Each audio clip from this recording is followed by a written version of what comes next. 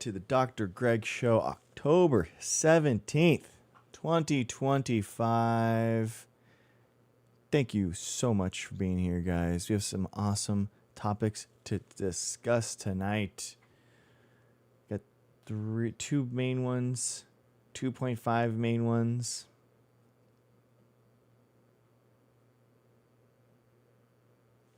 Got a lot of stuff to go over. Hi, Marissa. How's it going? Thank you, Ashley. Thank you. TikTok has been completely cleansed. Please do not let them take our freedom of speech away. Hey, I'm with you, man. I got banned for a week, so I'm right there. I'm right there with you. I'm canceled, so you know that I'm telling the truth. You know what I mean? You know what I mean? That's the. I'm gonna be invited on Joe Rogan like next week from it, aren't I? You get banned, you get invited everywhere, and then you say that you're banned from everywhere and they're infringing your free speech, and then you get to do a world tour. So I'm waiting for my invite, because I was debating anti-vaxxers and I was telling them the foils of their ways, and that was too much. It was too much. TikTok couldn't have that, because TikTok has to be pro-Trump, and because the only way that TikTok survives is because of an executive order by Trump. So they have to bootlick Trump, and they allow misinformation rampant on this platform, and any type of scientist that is on here who's pushing back is met with restrictions. So I like that, Marissa. I like Taylor Swift. I've listened to her entire discography, so I'm kind of a fan. No, I don't know what that is, Cindy. That doesn't make any sense. But maybe. I don't know. I like the Baddie album, I'll be honest. What is it? Renegade? Redemption? Something like that. Dancing with our hands. Dancing with Reputation, that's it. Yeah, dancing with our hands tight. That's something like that. It's freaking awesome. Dude, what a Baddie album, man. She's so good. Coming in, oh, you think you know me? You don't think you know me? And then boom, bah! Incredible. I do think the latest Taylor albums have a cringe-worthy amount of swearing, completely unnecessary. I understand swearing in the moment to alleviate pain or to really give some oomph, but I feel like she just swears like a 7th grader sometimes, and it's just like, what are you doing? Like, it feels so weird. I don't like it. That doesn't make any sense. It just seems forced, you know. And I'm folklore is ultimate goodness. I totally agree. It's her penultimate album. It went great. The interview went great, guys. Thank you so much. I genuinely don't think that it could have gone any better. Presentation was really good. Thank you for all the feedback last night.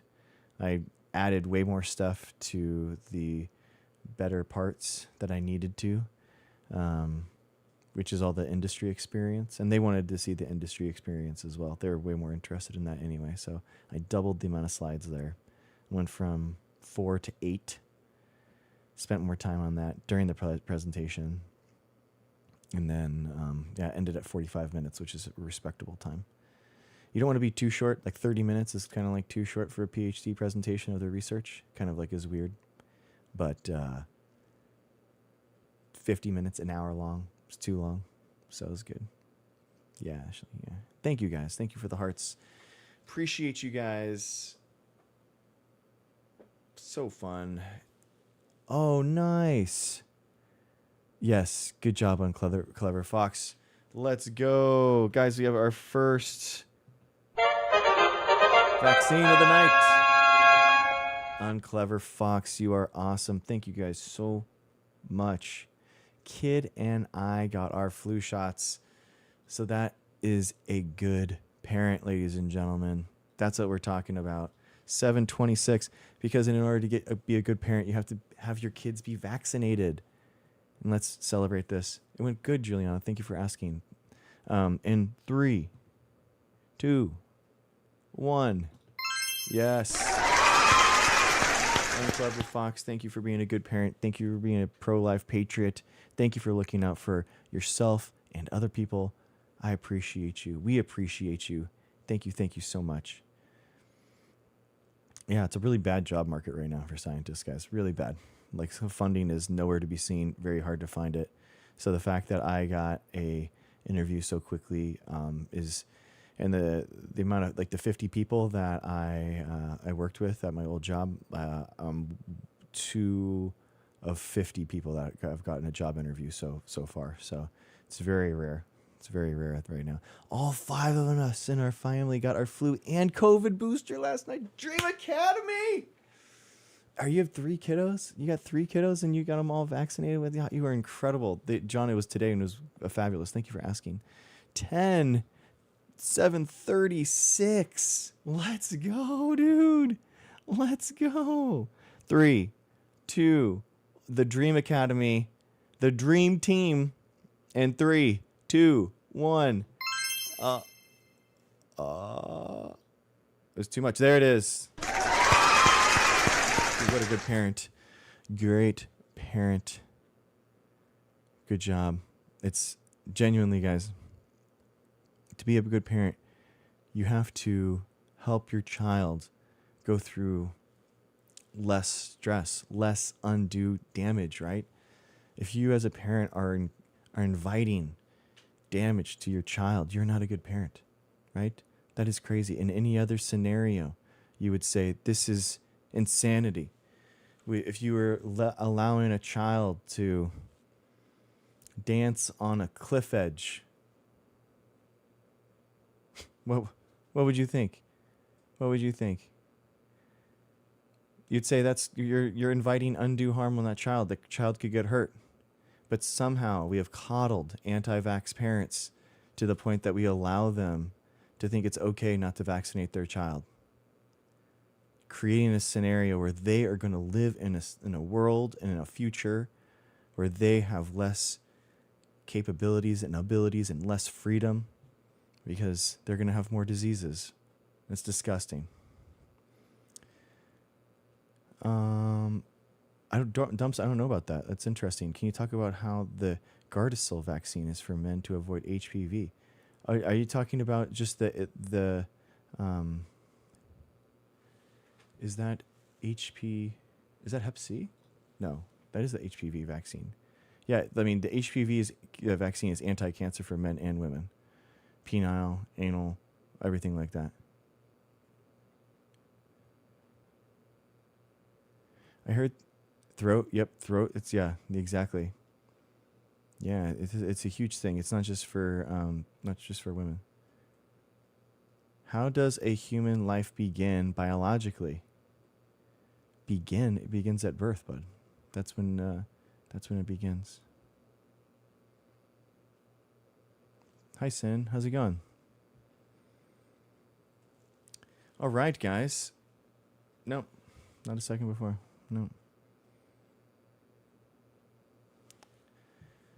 Man, back-to-back abortion debates. Oh my God.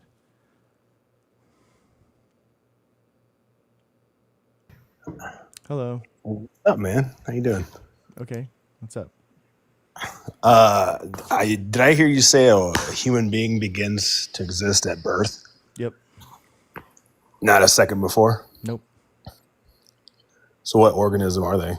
Does a sperm and egg before it encounters the I'm assuming that you believe in Biology. Yeah. No, you don't believe in biology. You believe in Yeah. You believe in some. Do you think a sperm is a human being? No.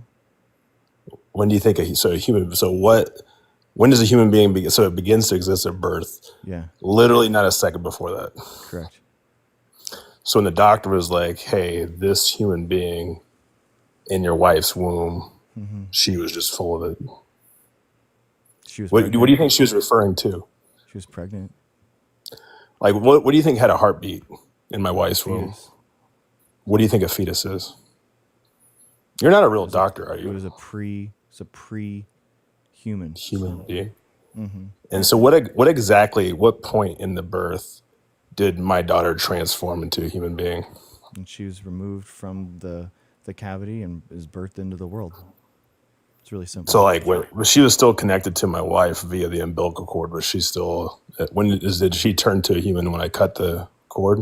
No, when she exits it and the umbilical cord like falls off over time. Well, it doesn't fall off. Yeah, it does. Oh, okay. So it takes a few days. So it was a few days later. No, like I said, My daughter became once a it's human. removed from the cavity, it's a human. What biologist would say this? Me. You're a biologist? Yep. Do you think most biologists would agree with you? Doesn't matter. You're talking to me. No, I'm just curious. Do you think most biologists would agree with you? I don't care. You don't care what consensus science says? It doesn't matter, dude. Would you say this for other organisms? Yeah. Oh, okay. So let's say we have the white rhino is about to go extinct. And let's just say it is extinct.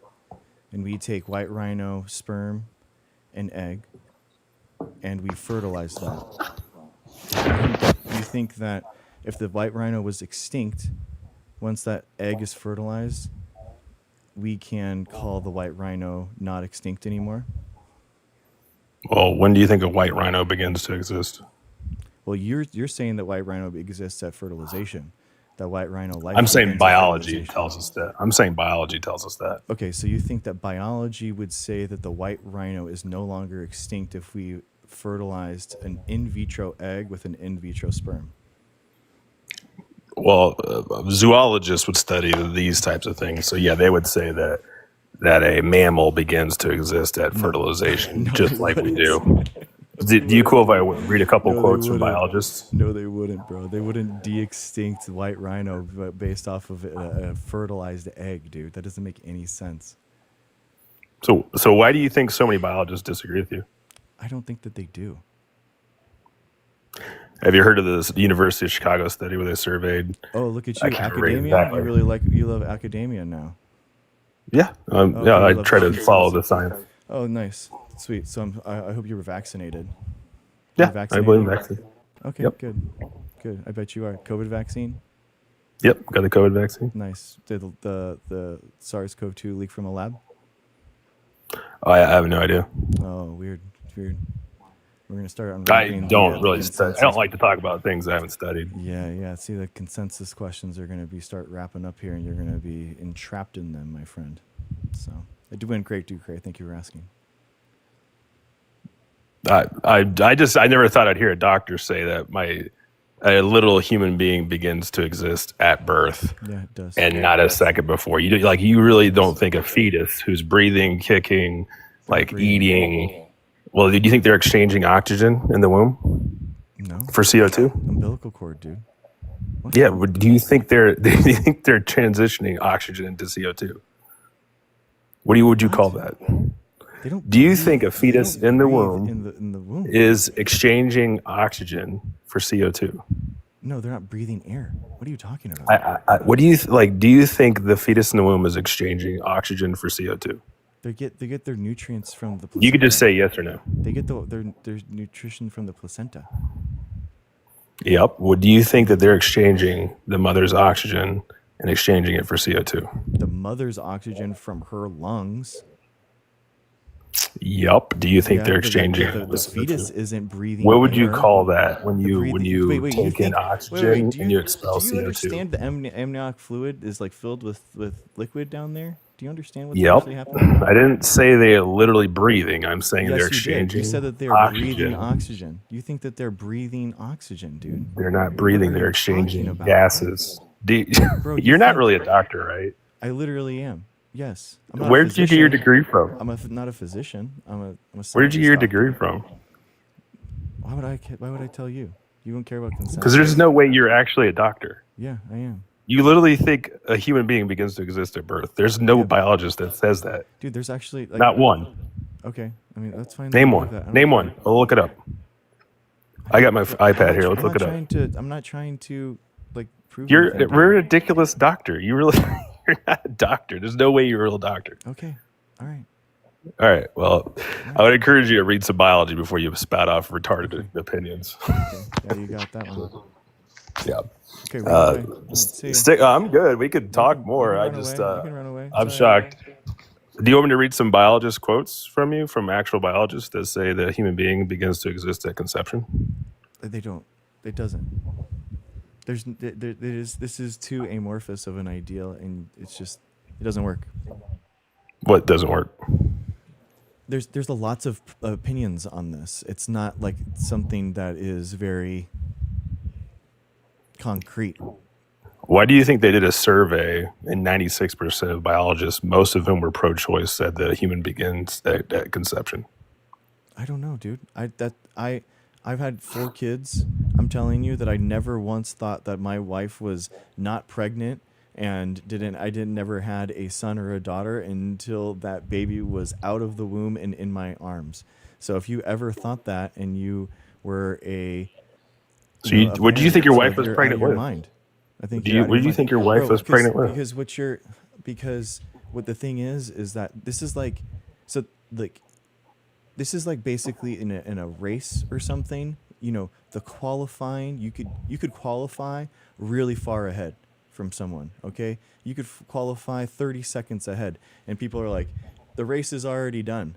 But in reality, the race is the race, and it has to be done, dude. You have to race the race in order to actually finish the race to get. When do you think the race? And I'm telling you that the race, the actual race, is the birth event, man.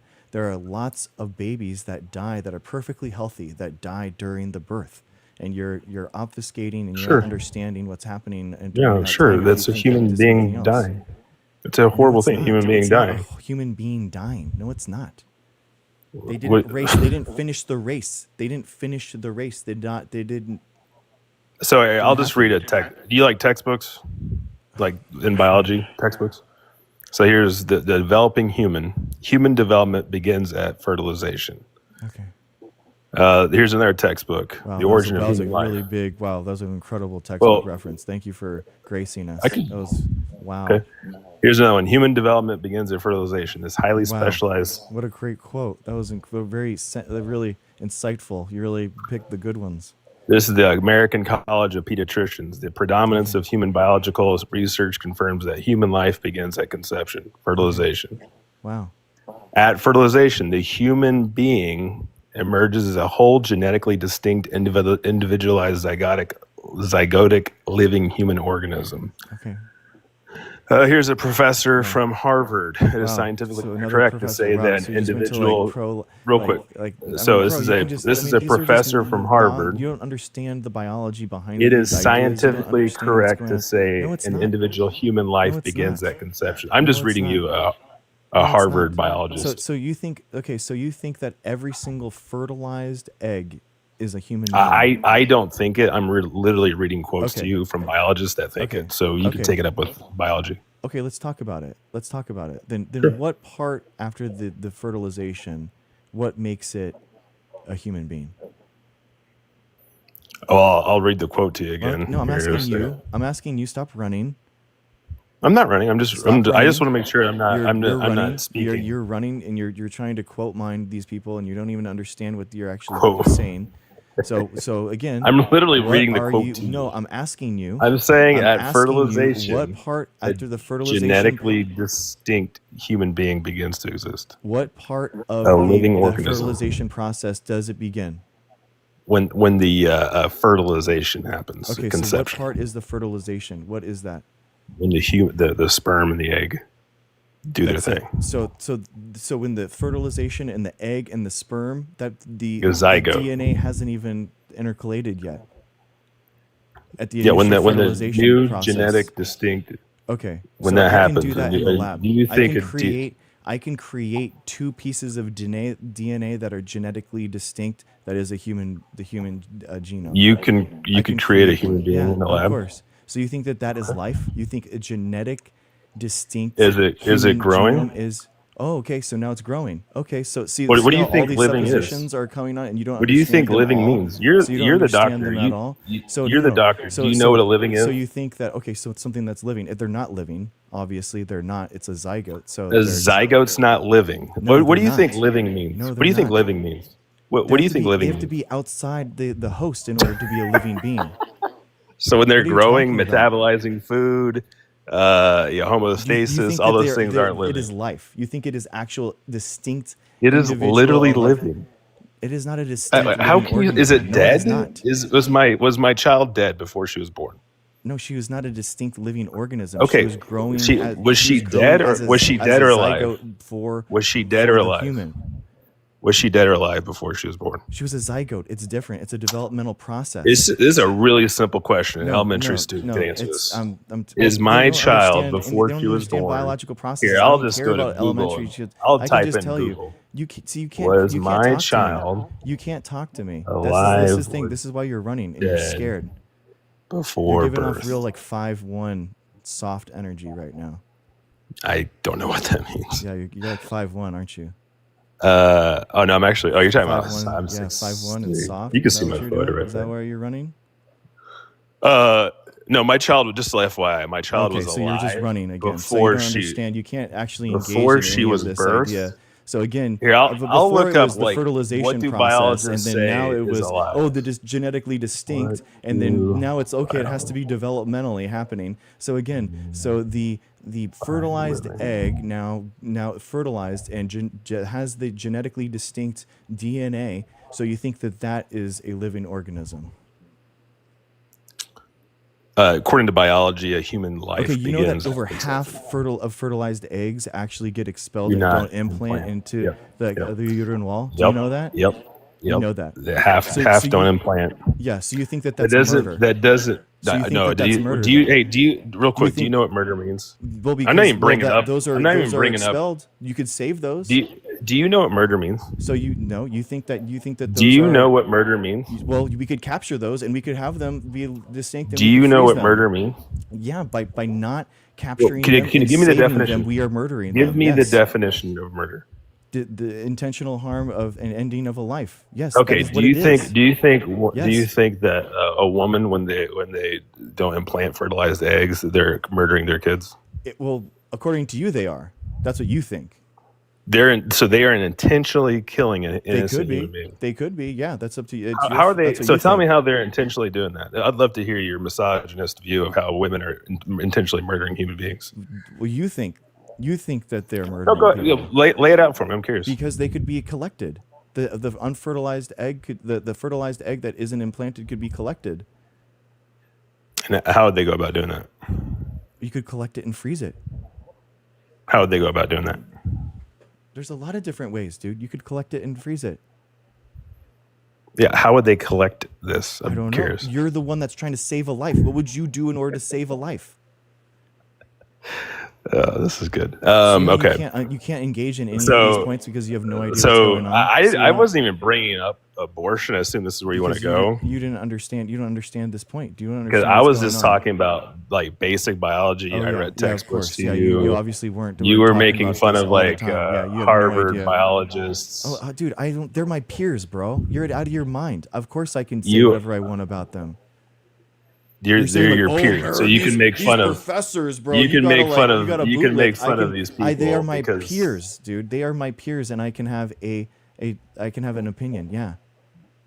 Yeah, you're free to have a different Yeah. opinion. I'd like to Yeah, hear why exactly. you think. I literally have, Why you bro. think I a literally have second been, but you before- can't engage it, and you keep a running second to Google before instead of a second doing- before Yes, because that's how we would a human being is quantify life for born. any other organism. That's why.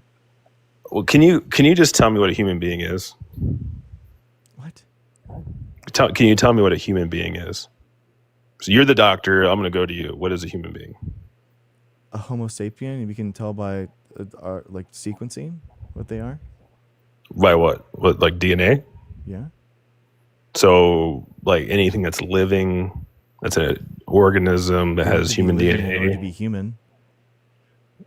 Well, I'm just assuming that like a dead bones, they're not living, right? So like, But what is a humans human have being? died A before, living so we human can being. sequence their DNA to know that they are humans. Yes. Sure. Well, tell me. So a human being is a living or a dead organism that has human DNA. Yeah. Is it a distinct organism or is it Yeah. like? Okay. So Genetically how distinct from, how from other is hominids? Yeah. And yeah. how is a fetus not that description? It's a developing human, dude. It is not a fully When distinct when and does individual organism yet. when does a human being be like fully developed to you? Birth. That they're fully developed at birth. Yes. There's no more developing going on. As a zygote, no, but we have frontal brain development that happens until 25. When does that happen? So they're not fully developed at birth, right? The zygote process and the fetus process is done at that point. Yeah. Okay, well, you have the infant process, you have the toddler phase, you have all these other phases of development, right? Wow. Can't they all just be Real good different brain phases of brain human busters beings? here. About Can they Google all brain just be integrated opinion. different? Can they all just be different phases of a human being's life cycle? No, because they're distinctly There's no. It's individual just organisms mind after the blowing to birth you. Possibility. It's just mind blowing to you that a human Nothing that being you begins to possibly said exist. that is complete mind blowing at all. It's actually like really Like sophomore. it is just rocking your world that you began Yeah. to exist as a living organism at conception. No. That just blows your mind. Nope. That doesn't blow your mind.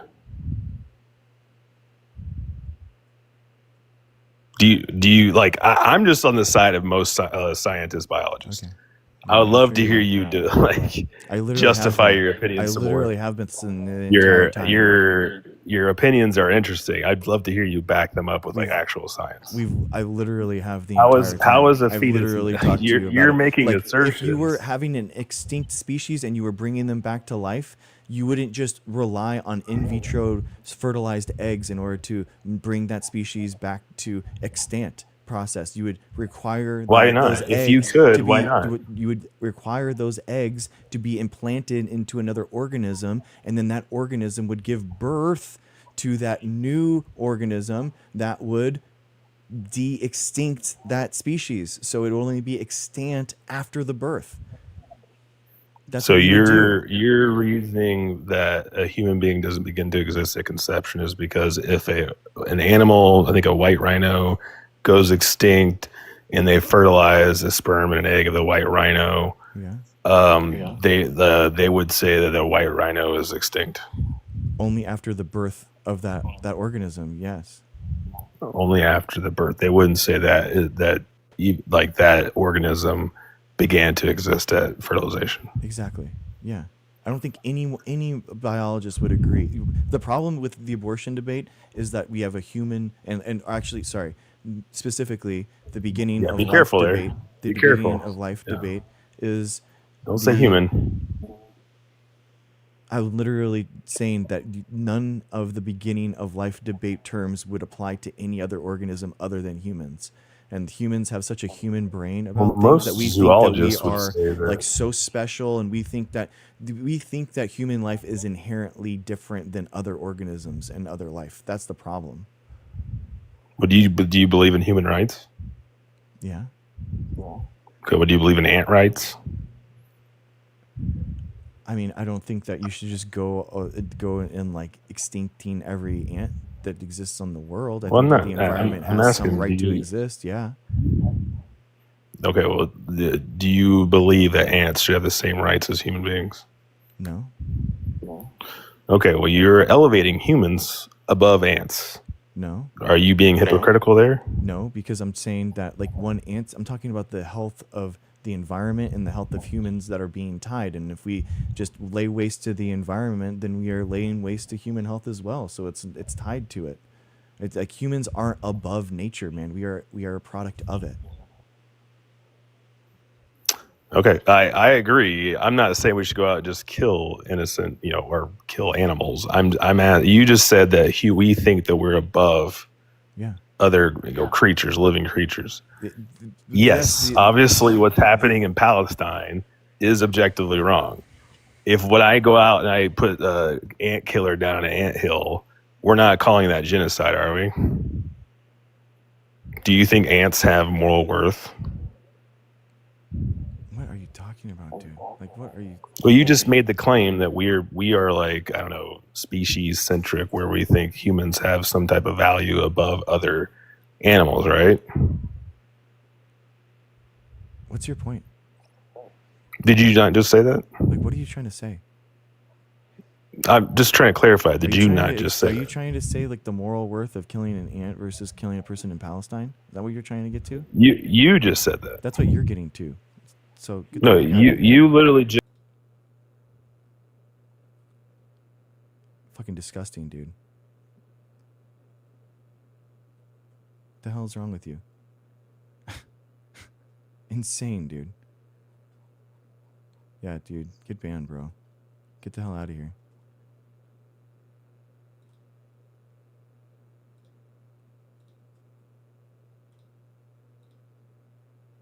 Idiot. Dare you, man. Insane. Having a good faith conversation and you want to sit there and talk about the moral worth of killing an ant versus killing someone in Palestine, you're insane. You're absolutely insane. Exactly, Don. Exactly. Disgusting, dude. Get out of here. Judge, thank you guys so much. I will talk to anyone that disagrees with me, guys. That's not what we're talking about here. That is insane. The idea that I would be insinuating that or anyone else should be insinuating that is disgusting and inhumane. And it's totally against what this stream's about. It's disgusting.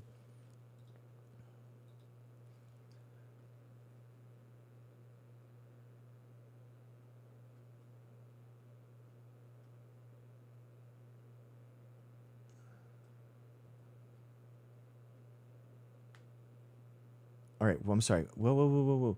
You're Jude. Jude got your flu vaccine today.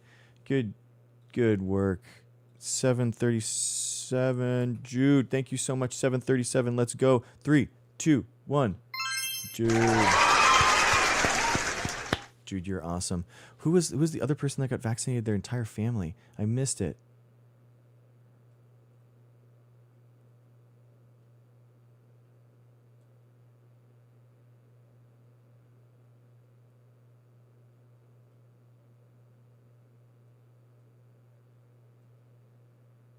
I miss it, man.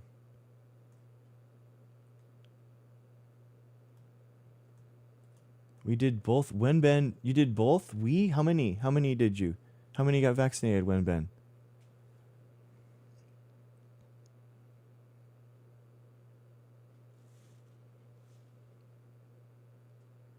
You got your flu shot. Don. Nice job, John. 3, 2, 1 for Don. 738. Nice. Wenben got an 8. Let's go. Nice go. 746. Wenben, you're awesome. Family that vaccinates together is a family that grows old together. Thank you so much for vaccinating. 746 for Wenben and his family. Good work. 3, 2, 1. Good job, guys. You're a pro-life patriot if you get vaccinated. We appreciate you. We love everyone who gets vaccinated in this community. We celebrate vaccines because vaccines are safe, effective. They've saved over 120 million lives over the last 50 years. 5 million lives every year saved through vaccines. We appreciate you. We love you.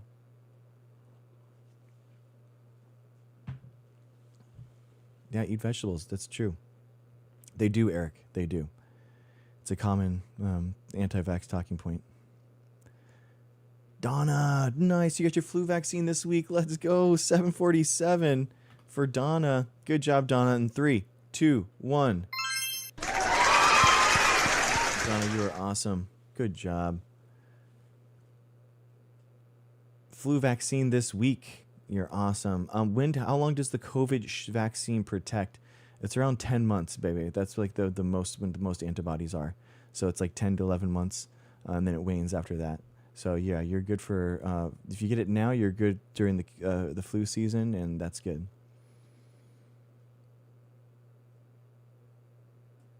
Oh, Dolly Barton, let's go. You got your flu and COVID this week. Dolly Barton, 749. 3, 2, 1. Yes. Nice, Dolly Barton. You're awesome. Good job getting vaccinated. We appreciate you. We love you.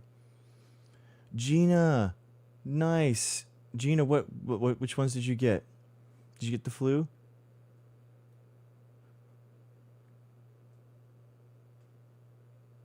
Nice, Gina. You're awesome. 750, Gina. You're awesome. You're a legend. In 3, 2, 1.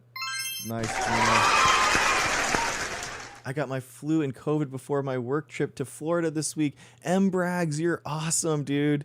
M. Braggs, you are awesome. 3, 2, 1. M. Braggs, let's go. You got your flu vax this week for me and my daughter. Mama, you are a good mom.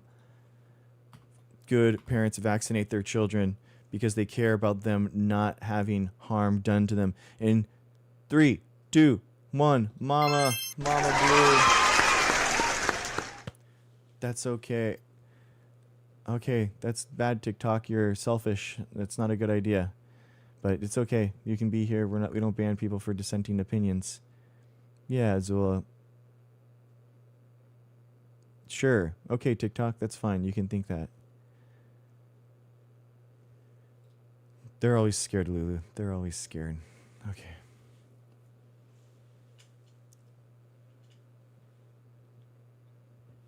Hello. What's up, Forrest? Hey, how are you? Good, man. What's up? Not much. I was just going to come up and encourage all young men to go out and get your Gardasil vaccine because you don't want to wind up like me at age 54 and unable to get it because I'm over the age of 45. Oh, But dang. the most common cancer in my age group between men between 42 and 65 is HPV positive OSCC, which is or in some word that I can't pronounce because I Dang.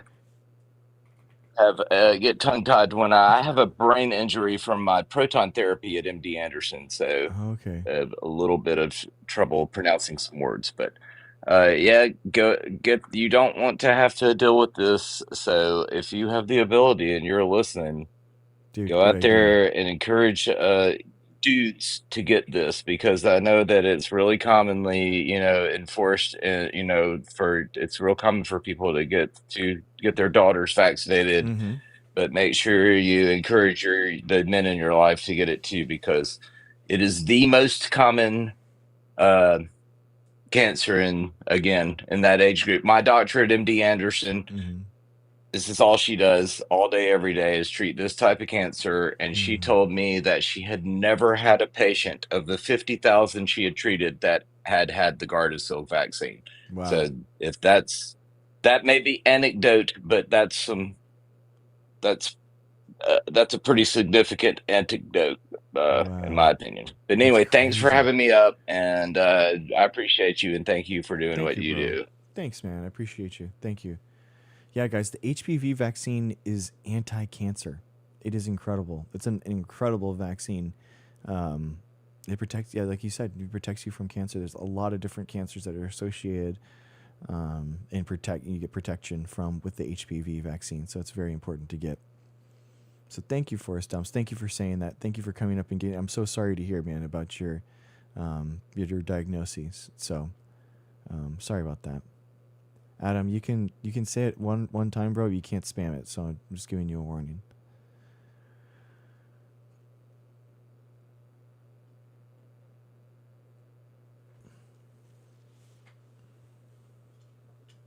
Yeah, there you go, Ducre. Thank you.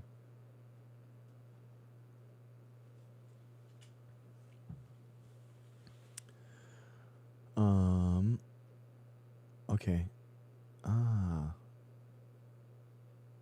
You're in a nationwide study.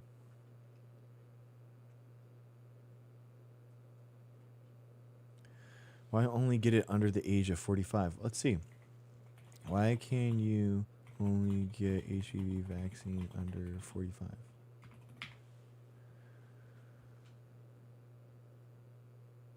The vaccine provides minimal benefit to most adults in this age group. That must be why. Huh, interesting. This is because most people have already been exposed to the virus by 45, and the vaccine is most effective when given before any exposure to HPV. However, a doctor can still recommend it for individuals 27 to 45 years old who are not adequately vaccinated and are at risk for a new HPV infection. after a discussion with the potential benefits. Man, I need to like get a titer or something. How does it affect getting pregnant later in life? A new lawsuit says it might. Okay.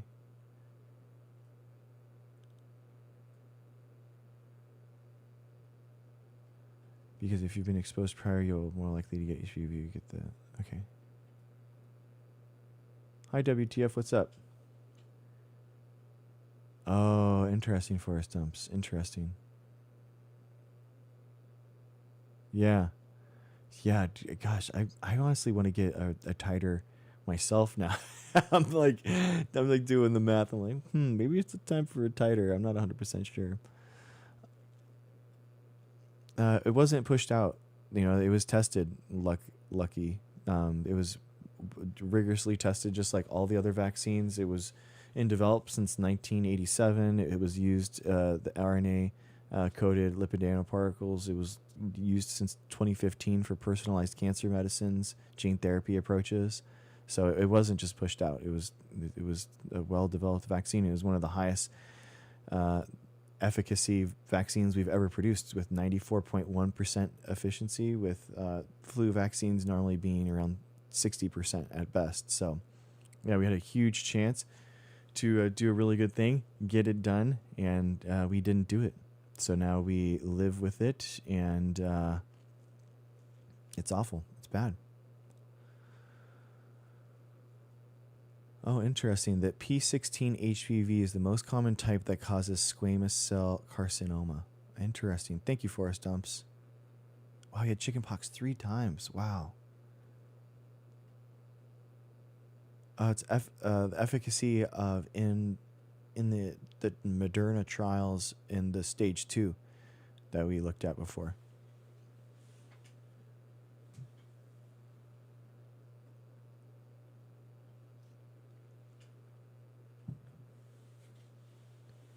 Okay. All right, guys. So we are covering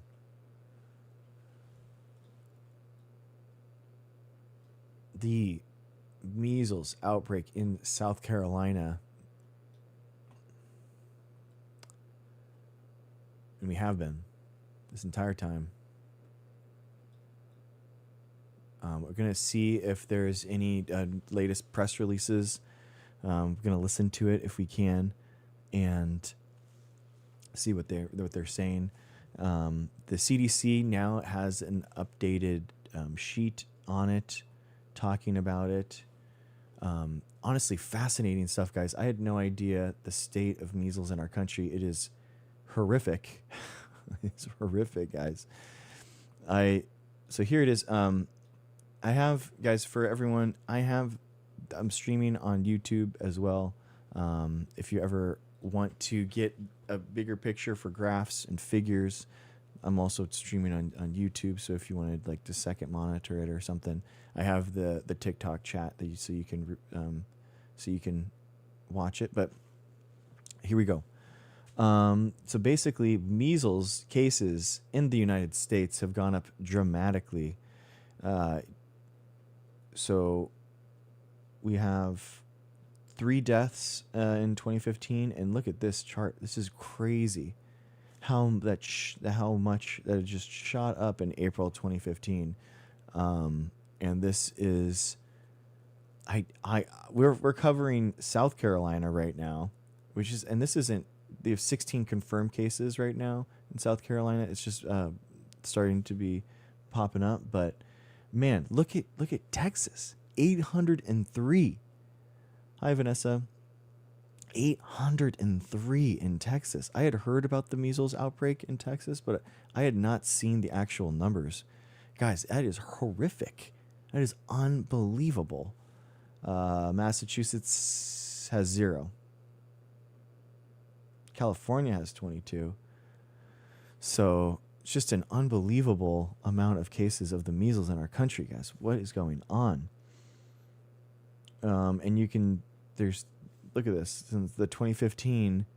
Yeah, exactly, Ducray. I'm like, what? Crazy how they are coming in. Interesting, these cyclical states. 2019, 2020, 2025, 1600. And then we can link that and correlate that with the MMR vaccine coverage for kindergartners by school year.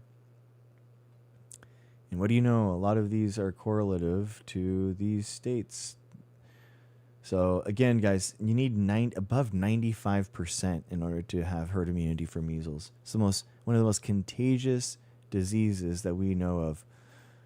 94.3 in Texas, South Carolina that we were looking at 92.1, Florida 88.1. That is wild. And in a state that already had a low vaccination rate, there's a push to unvaccinate more children. It's crazy. It's actually interesting that Florida doesn't have more cases because of that. So, oh wow, look at these reported cases.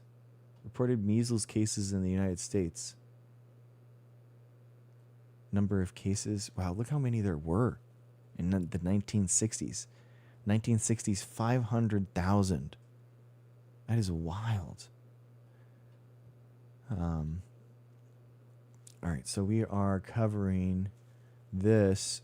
The South Carolina Public Health Department confirmed its 16th case and the 12th case since September 25th. We should listen to that update. And now there's a vaccination clinics popping up, which is good. Oh my gosh. It's a new outbreak page that they just, okay, cool. What is this? Oh, okay, this isn't anything new. October 15th media briefing. That's us. Hey, that's us, guys. Let's watch it. Let's listen.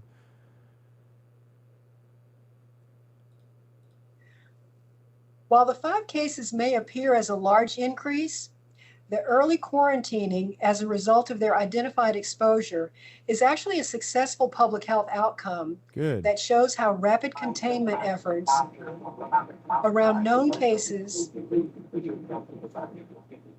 and quarantining those known to be exposed is highly effective in preventing community spread. I'm going to stop here for just a moment to ask everyone to please make sure that your lines are muted. Even happens in public health meetings, guys. What are you going to do? I'll also announce that DPH has identified Crunch Fitness's location at 1332 South Nick Pleasant. Dean, we've had 12. We've had studies that say that it starts to wane after 20 years. I would say if you're in one of these breakout states in Texas, I would, think about it genuinely, just to get a booster. Yeah, I know, Black Girls, exactly. Guys, what's so wild is that the anti-vax people are so that they feel like they were locked in their rooms, in the pandemic, and here they are pushing a new reality where we have local outbreaks of diseases constantly happening.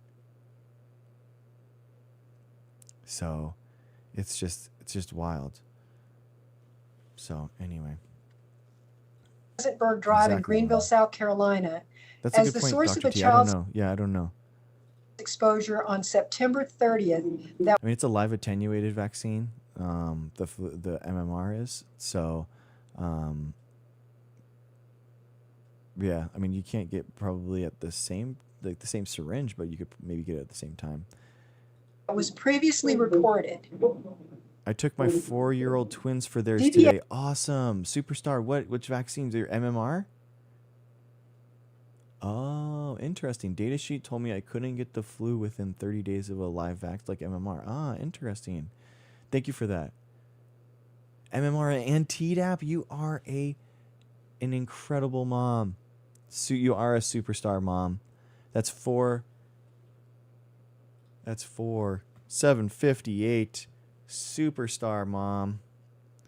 In 3, 2, 1. 758 superstar mom. Superstar parent. I'm assuming gender. Excuse me. I'm sorry. Okay, it looks like I'm okay. Thank you so much. Nice superstar. Good job. I love it. Thank you so much for vaccinating your kiddos. You're making a big difference. Mrs. Dr. G's in the house. Hello. How's it going?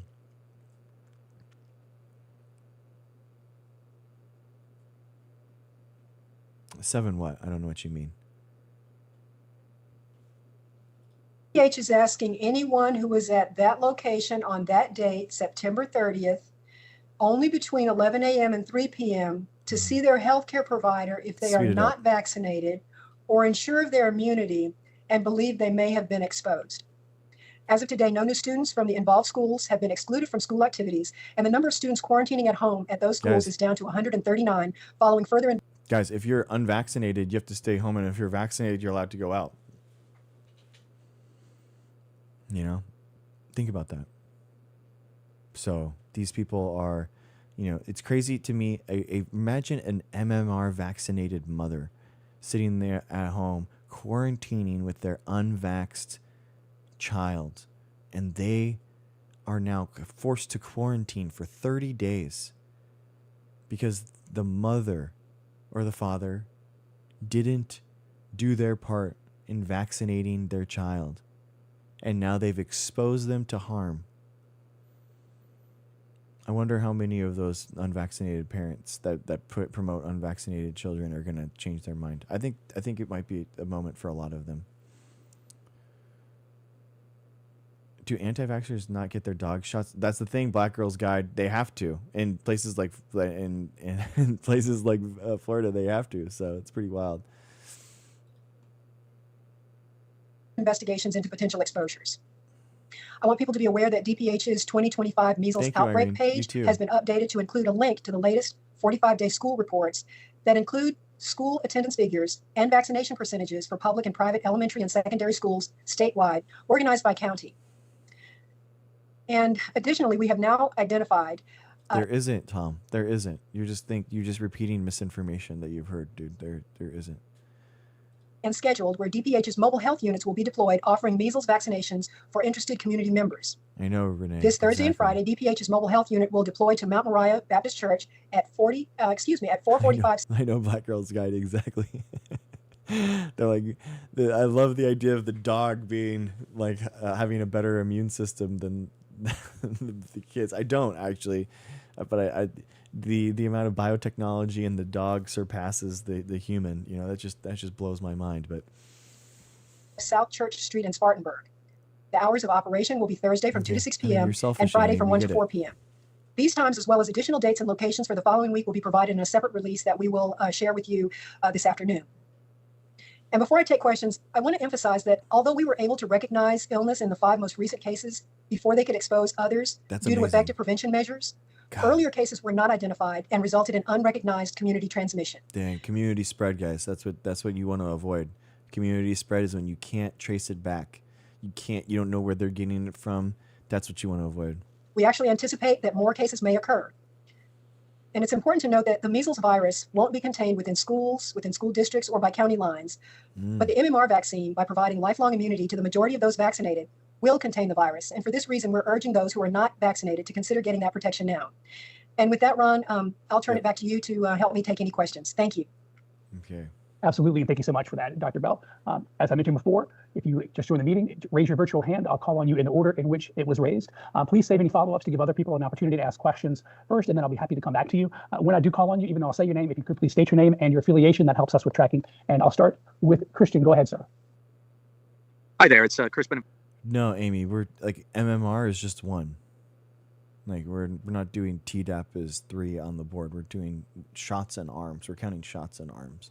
Thank you for making sure that our accounting on the vaccine board is up to date. I appreciate your accounting care for us. Thank you. I appreciate it. Benavides from CBS News. Our question was, do we know if the exposure came from unvaccinated kids? And is everyone who is infected unvaccinated? I'm sure, Amy. I'm sure. All of our current cases, to our knowledge, are unvaccinated. Wow. Couldn't have seen that coming. Thank you. Erica Edwards. Hey, thanks so much. This is Erica Edwards from NBC News. I'm wondering if you've reached out to these folks who were quarantined and offered MMR shots to them to help boost their immunity, and whether any have accepted. Well, offering the MMR vaccine is only effective in preventing disease if it is provided within 72 hours of the exposure. So offering vaccination for those beyond that period is not shown to be effective in preventing illness. People can receive the measles vaccine, and we are certainly offering the MMR vaccine to people who have completed their quarantine period, as long as they do not become ill during the quarantine period, which would give them immunity from natural disease, unfortunately. Nice. Exactly. They need to. WTF. Nice, dude. Good. Make sure you're getting your booster every year. Thank you for that question. Alyssa, go ahead with your question, please. Hi, Alyssa Young with Spectrum News. So earlier you stated that 139 students are still currently quarantined. What was that number? Like, that number went down. What was the original number?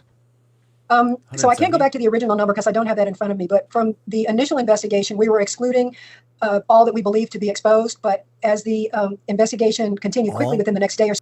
She said all were exposed? Is that right? The entire school was exposed? I'm going to go back 1 second. All that we believed to be exposed, but as the investigation continued quickly within the next day or so, we identified more among that group of excluded who were actually vaccinated and did not require exclusion. Yeah. Okay, thank you. Wow. Thank you. Ray, go ahead with your Guys, question. this is... Yes, I realized that, and now I realize that we're there's a lot more measles cases than this, right? But I think that this is actually a really interesting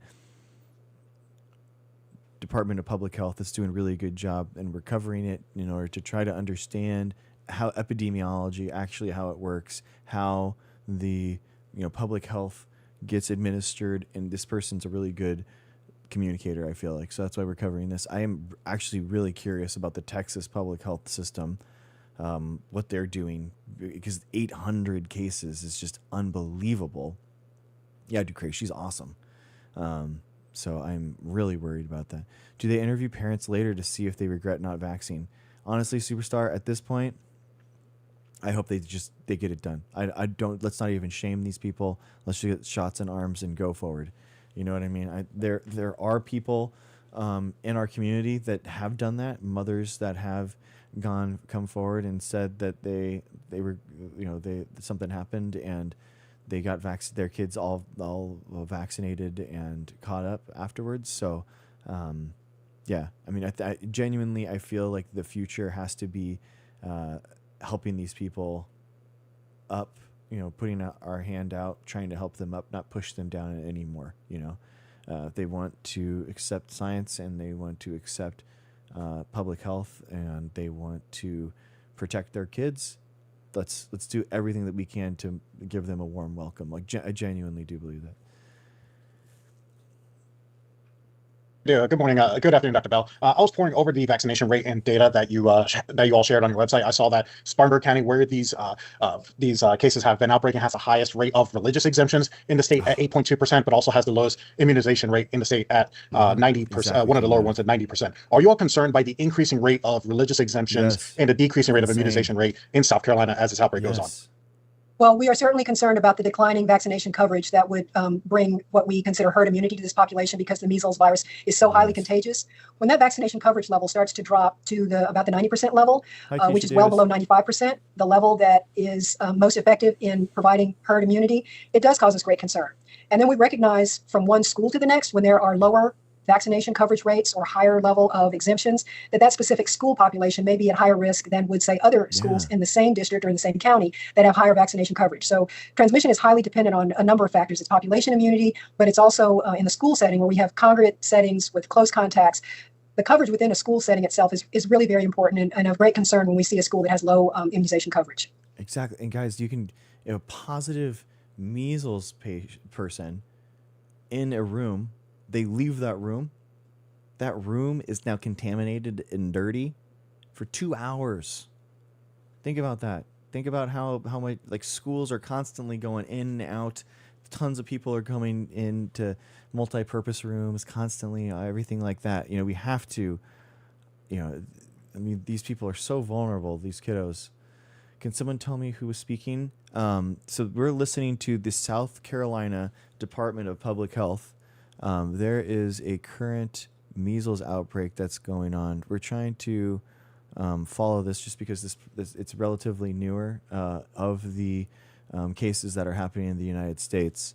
I do want to follow up with Texas for sure. Does Texas have a Department of Public Health? Are they, what's going on there? I do want to follow that up. But I think that this is hi, Heather. Yeah, Shadowcat, no problem.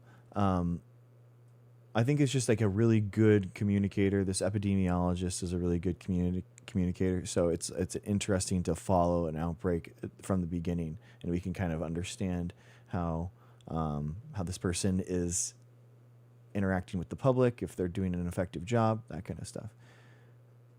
If exactly the community spread, if they don't follow the quarantine, exactly, yeah. Crucial. It is crucial, guys. The quarantining is a mandatory quarantining if you're positive with measles. We're talking 30 days, because the R naught, which is like around 12, that's 12 people that could be contaminated for every one person that is measles positive. So measles is one of the most infectious diseases we know of. It's incredibly, incredibly dangerous. And measles, by the way, knocks out your immunity, or your natural immunity. So your immune system, it's called immune amnesia. So if you get infected with measles, it attacks your T cells, it attacks your B cells, and you lose your innate immunity. So it's very dangerous. Yeah, exactly, maladaptive. 30-day quarantine, mandatory. Thank you for that question. Yeah, Jane, go ahead. Corey. Yeah, for sure. If you can for a titer for the MMR. Yeah, absolutely. How do you explain little ones who pass away days after getting vaccines? Stacy, sometimes that just happens. SIDS does exist, and it's not connected to vaccines. Yeah, your entire data bank of immune, your T cells and your B cells, yeah, it gets all taken out. Yeah, it is, Stacy. It is. Yeah, so there's a lot of, what are we doing? Yeah, I know. It is, Stacy. Go ahead with your question, please. Hi, Jane Caroline Fusco with ABC News 4 in Charleston. Talking a little bit more about the gym setting exposure. Is it concerning, or should South Carolina residents be concerned that it's now exiting school areas and coming into a place where every day people go? Yes, at this time, now that we're seeing transmission in South Carolina, we don't want anyone to have a false sense of security if they have a known location where measles transmission has been identified. We want people to be aware that we have unrecognized transmission and evidence of transmission in the community, so that exposures can be unexpected, can be unpredicted. And for this reason, we continue to encourage everyone, now that we are seeing transmission in South Carolina, that everyone. Guys, I had heard about the Texas outbreak, but I had no idea it was over 800 cases. What? The anti-vax community is actually downplaying the Texas one, and they think that it's all made up. Basically, they're saying that it's not existing, and they're dying for other reasons. It's crazy. My kid got 4 vaccines at once. Nice, good baby, good job. You're a good parent. It's very important to get vaccinated as your kiddos.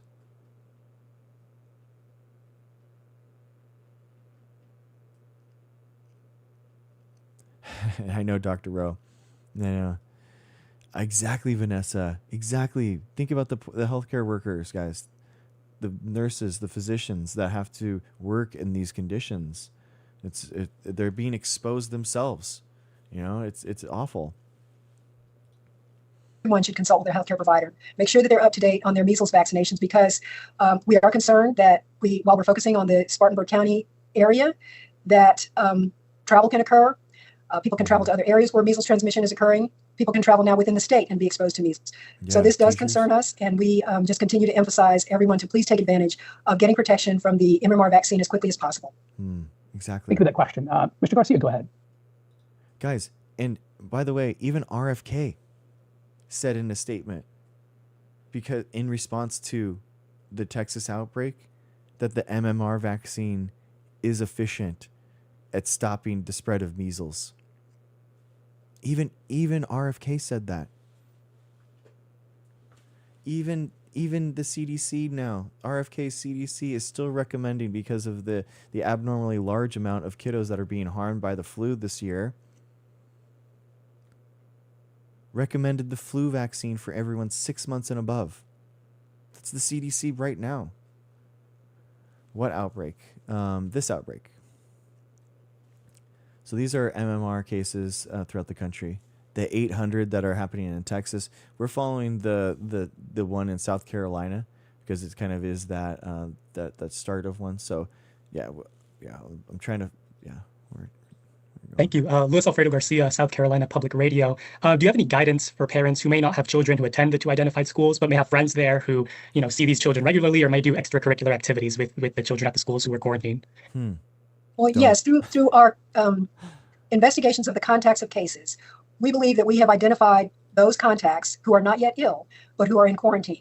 So for parents whose children attend those schools or friends of children who may attend those schools, the contacts to Cookie, it's a great idea because those people are crucially, their immune system isn't up to snuff in order to actually protect them, so they're even more vulnerable. I know the contact tracing is incredible, isn't it? It is so. The epidemiologists are incredible. It's so cool. People who are not ill and could not be showing early signs of illness would not pose a threat. They do Hep B at birth, Miss Swifty. They don't do MMR, I don't think. To the other social contacts. Hi, STLA. The importance of quarantine, though, is to keep people in quarantine during the maximum incubation period, which is 21 days, because they may develop symptoms and could be spreading the virus before they're aware that they're ill, because this is before the rash has occurred. And so this is the reason behind the quarantine, that we're keeping those people who have been exposed, away from others. And so the risk in the general population to those direct contacts for that specific scenario is not a concern. However, as I stated before, if they're No, guys, sorry. I just sped it up. She's sorry, guys. It's a 30-minute video, so I'm just trying to get through it. Vaccinated, those exposures can be unrecognized if there is unrecognized transmission in the community. Thank you for that question. Jessica, go ahead with your question, please. Dr. Bell, this is Jessica Holben with the South Carolina Daily Gazette. The question I had was related to the gym exposure. Have you gotten any sense at this point how many unvaccinated folks may have been exposed at that location? That's an ongoing investigation, and that facility is working with us to provide the names of the children who may have been dropped off at that facility during the time frame that I mentioned, and we have not yet confirmed the vaccination status of the children who were there at the same time. Thank you, Jessica. Allison, go ahead with your question, please. Hi, Dr. Bell. I'm Allison King with ABC News. I was wondering if you've been in touch with the CDC, and if so, have they deployed any personnel or provided any supplies for the measles outbreak? Yeah, we have been in touch with the CDC. We have been reporting our confirmed cases to the CDC as per protocol for our national surveillance system. Nice. And the CDC has not, nor have we requested that they deploy resources to South Carolina in response to this outbreak. Wow, that's not good. Christine. Why wouldn't the CDC give resources to an outbreak? Now go ahead with your question, please. Hi there, good afternoon. Christina Feliciano with Fox Carolina News in Greenville. Thank you for having us. Just to kind of put this into perspective, maybe parents watching this story might be concerned, there are always symptoms or risks when it comes to the vaccines as far as vaccine injuries. Could you kind of put into perspective what the concerns are with that? Is there a high risk of any vaccine injuries for children or adults, or is that such a low risk where it is still important for them to consider those vaccine options? It's still very important for parents to consider this vaccination option because the current MMR vaccine that we're using is the one that's been used for decades. It's the same vaccine that was highly successful and responsible for us being able to eradicate measles transmission in the United States 20 years ago. Damn. Now, all vaccines, or all medications for that matter, may have some adverse side effects. Those most common with the measles vaccine would be a local reaction, soreness at the arm, at the site of the injection. But what we want people to pay careful attention to is that the complications from the disease itself far outweigh any rare adverse events that might be associated with the vaccine, so that complications from the measles vaccine do not in any way compare, which are the most severe, most commonly are actually an allergic reaction. Mm-hmm. But the disease itself can result in hospitalizations for particularly young children, secondary pneumonia, which is the most common cause of death in young children. It can result in a swelling of the brain that can result in permanent neurologic complications, hearing loss. And so those serious complications, hospitalizations, are the greatest concern and are preventable with the vaccine. There it is. I mean, I genuinely don't understand how anyone can listen to that last minute and think that not vaccinating your child is a good idea. I mean, how, like, in what, I don't understand. Are they not, are the words too big? You know what I mean? Like genuinely, is it like not packaged well enough? Like, I don't understand. Like that's so clear to me. I don't understand. Oh boy, natural holistic health is here. Oh man. Oh no. Oh God. Thank you. Eduardo, go ahead, sir. Hi, thank you for having us, Exactly, Dr. Eduardo Cuevas, USA Today. I guess in this current No, this vaccine count, these are all the vaccines that we've got in the last month since I put that board up. So yeah, it's been really, really cool. About 758 per since the month. And we're just going to keep it going. I'm never going to stop it. We're just going to keep going while the stream's going. And I'm going to keep the stream going. So it's just going to keep getting higher. And I love it. I just love it. It's the herd immunity theory. Nice, Leslie. Good job, Leslie. Let's give it up for Leslie, everyone. Leslie. Good job, Leslie. In 3, 2, 1. Nice. Leslie, good job. Thank you so much for getting vaccinated. We love you for being vaccinated in this community. We celebrate you because you are pro-life. You're a patriot. We appreciate you. Every single shot, every single time we celebrate you here. Come in, get vaccinated, get celebrated. Thank you. Thank you for looking after yourself, looking after the people around you. We appreciate you. All right, I work in a hospital and just got the flu vaccine. Miss Swifty, let's go. Miss Swifty. 3, 2, 1. Yes, Miss Swifty. Good job, Miss Swifty. I work in, I'm going to get my COVID and flu booster this week. Nice, the Hawk. Nice. Good work. It's good work. They're removed in the vaccines, but we're in the post Mercury era. So you're all fine. You can get vaccinated now. Oh, good, Chica. That's a good mother. A good mother gets their kiddos vaccinated. I don't think that you could be a good parent and not getting your child vaccinated. Genuinely, I do believe that. Because you are exposing your child to undue damage, stresses, diseases that they shouldn't have to be exposed to. So therefore, you're a bad parent. Even the COVID vaccine, every vaccine is safe and effective. Exactly, Toms. Exactly. I love getting vaccinated. It feels like a superhero. outbreak, are you seeing particular under-vaccinated populations, such as religious or other subgroups that are affected? And if there is not a trend with a specific population, does that raise concern for you? Thank you. Well, in our 45-day school report that is posted and available, you can... I'm not, Stacy. People are terrible for not vaccinating their children. That's what it is. So that's what it is. I'm sorry. It's just, I don't care about offending you. Facts don't care about your feelings. Deal with it. I don't know. Whatever. See the percentages of religious exemptions and medical exemptions, and any reason for individuals not being vaccinated. It is. Long COVID exists. It absolutely does. It actually absolutely is effective.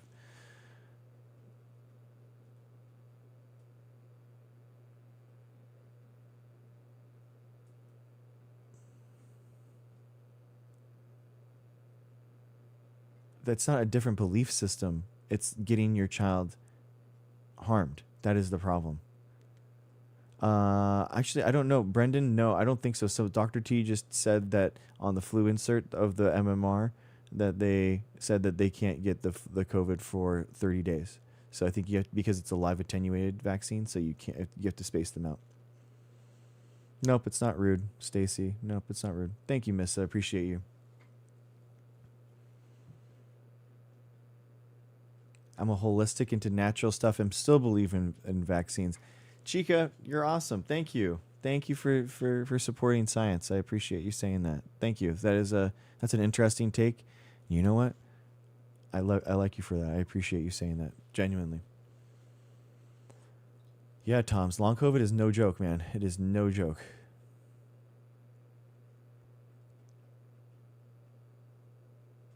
Oh, nice.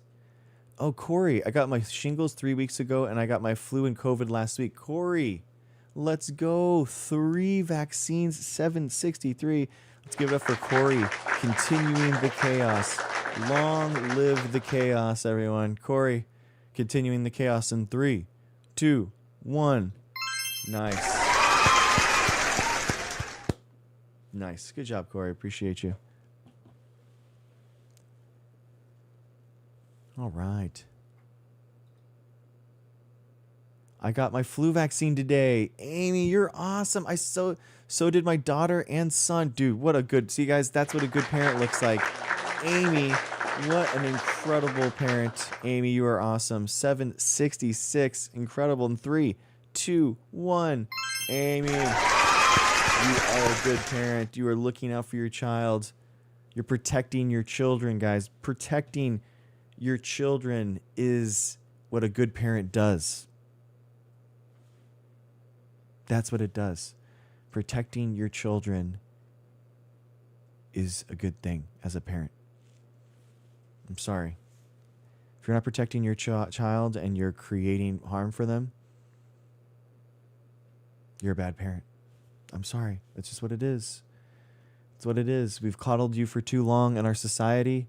We have coddled these anti-vax parents for too long, and we've somehow made you believe that it's okay to not vaccinate your child, but not here. I'm sorry, I don't care about offending you. You're not a good parent if you don't vaccinate your kids.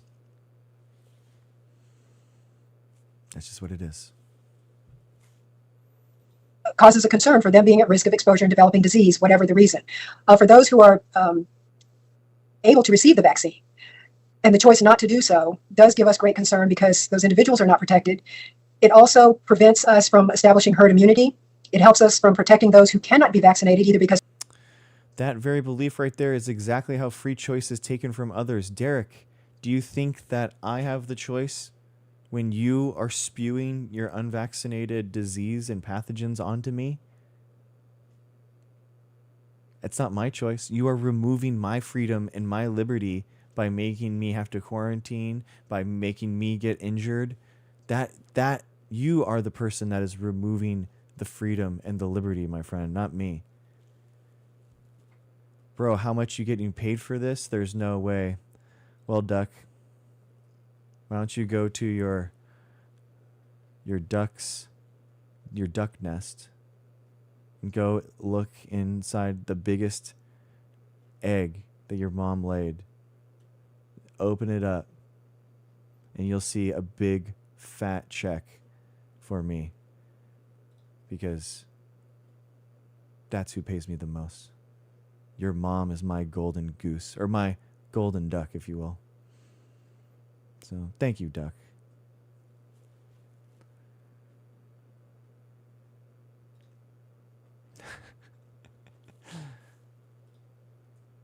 they're too young or because of... I don't shame others for what they choose to do with their health and never would. Okay. That's cool. I mean, you're doing harm to people and you're selfish, Derek, so... I don't... whatever it is. That's what it is. I don't... guys. underlying medical conditions or because the vaccination is... Corey, we keep it fun. You know what I mean? We keep it fun. They never expect the mom jokes. They never expect the mom. Yeah, exactly. Black girls. Exactly. Give me a break, you know. He's an agent. Don't listen to him. Oh, I can't see. The problem is I can't read them out, or else TikTok thinks that I'm the one that's saying it. So then I get misinformation flagged. So I always get slapped. So I got to make sure that I'm not not reading your guys's. I have to read them to make sure that I can say it before I can say it. The idea that people think that I'm joking shows why we truly have an authenticity crisis in this world. I mean, it's crazy to me that people think that I'm actually joking or that I'm a paid shill in order to be here. Hi, Michael. What's up? Michael's on YouTube, guys. Hang out on YouTube. It's a good one. Yeah, they always are. They always are, Qmatic. They always are. It's not recommended in pregnancy. High coverage in a population also protects those who cannot be vaccinated. So we do encourage those who can make a choice to make that choice to protect themselves and to protect the population as a whole. Oh my gosh. Wait, are you serious, Kathleen?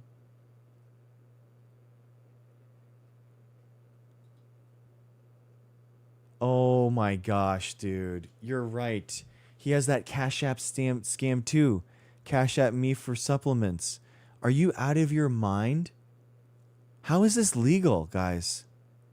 He has products in the TikTok shop, and he has a Cash App for you can send him the holistic stuff and supplements. How insane is this? And you guys think that I'm a shill. The anti-vaxxers in chat think that I'm the shill.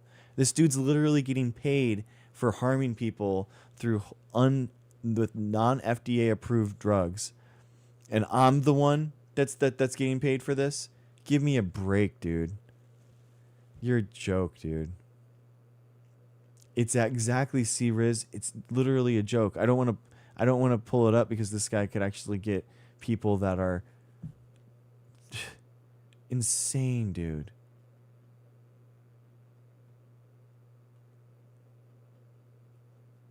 It's insane, dude.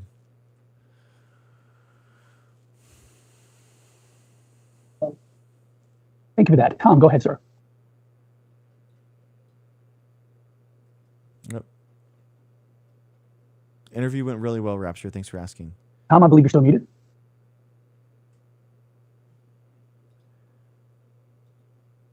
Oh. Hey, sorry, I was going on and on. Tom Corwin, Post and Courier. If you look at the rate of religious exemptions, in particular for Greenville County and Spartanburg County, those have essentially doubled or more than doubled in Spartanburg's case since the pandemic, since 2020, 2021 school year. What do you attribute that to? And dude, what is going on? My internet is dying. I think you've said all along this is a concern when you have a higher number of those exemptions. Thank you, Tamara. Yes, we have seen more and more vaccine hesitancy, more and more vaccine resistance since the COVID pandemic. And not just against the COVID vaccines, but also against vaccines that have been in use, as I've mentioned before, for decades. Another concern in particular about this low coverage in the school districts in the upstate is that they are also have among the highest enrollment. Duck, if you gift me a galaxy right now, I'll show my PhD, my diploma. In the state. So when we look at those percentage points across other school districts where the enrollment can be lower, the fact that this is a large number of students among the highest enrollment in the state that has lower vaccination coverage is an additional threat to the population in general because of the obvious interaction between those schools and the surrounding community. So that's just an additional concern for that vaccine hesitancy, vaccine resistance. We have seen that, as you mentioned, an increasing trend for years for the last several years in that part of the state, and that puts us at risk not just for measles, but we continue to see outbreaks of other vaccine-preventable diseases in that area of the state as well. Thank you, Tom. Deidre, go ahead, please, with your question. Crazy. Hi, this is Deidre McPhillips with CNN. Thanks so much for keeping the lines of communication open around this outbreak. I was wondering if there are any factors that have been constraining your response. For example, has the community been responsive to questions from epidemiologists in the health department, and have they been respectful of quarantine? Yes, we are very grateful for the cooperation that we received from the involved schools in working with us and communicating with their families and their communities and helping us get the word out about the fact that there have been exposures in those school settings. We're also very fortunate in that we have provided guidance to the cases to remain isolated from others while they're infectious, as well as those who are in quarantine to remain in quarantine. And so there is a great benefit to us in preventing spread of the disease by following these effective disease prevention and control measures. And again, we are grateful for that cooperation that we have received so far from those involved. Thank you. Ray, go ahead with your follow-up, sir. Hey, Dr. Bell. I noticed that the Global Academy of South Carolina, according to your data, has a 17% vaccination rate, meaning that all the students had all their shots. Fair Forest Elementary had an 85% vaccination rate. Is there a difference that you have seen between vaccination rates in public schools versus private and charter schools? And is there any thing that you all can do as far as limiting the number of religious exemptions that people are allowed to get? Yes, dude. Well, That's a really good point. Like limiting the number of just straight up, the amount of religious religious exemptions can't push you back beyond 95% herd immunity. You know, and like doing something to actually be like, sorry guys, we're all full. Encourage those to look at the data that's available. It's not necessarily that we are seeing lower vaccination rates by school type. As I mentioned earlier, this can vary from one school to the next. And the thing that we can do to address that is really exactly what we've been trying to do, is to make everyone aware as quickly as possible about the status of the outbreak in the state, so that they're aware of cases occurring, and when cases increase in number, the general area where they're occurring. Because again, just knowing a specific location does not mean you're protected. It's important to have awareness that there's transmission in your community. And we continue to promote the effectiveness of the vaccine, because that is really the most effective disease prevention measure that we have to give people immunity before exposures occur. And so those community outreach efforts to provide education, to provide actionable data, and also to provide these vaccination resources, not only through our Department of Public Health services within our clinics or through our mobile health units, but also making people aware from our website. They can use our vaccine locator to find other locations in pharmacies or other clinics, federally qualified healthcare centers where the vaccine may also be available. Thank you for that. Tom, you have a follow-up? I do. Thanks for taking another question.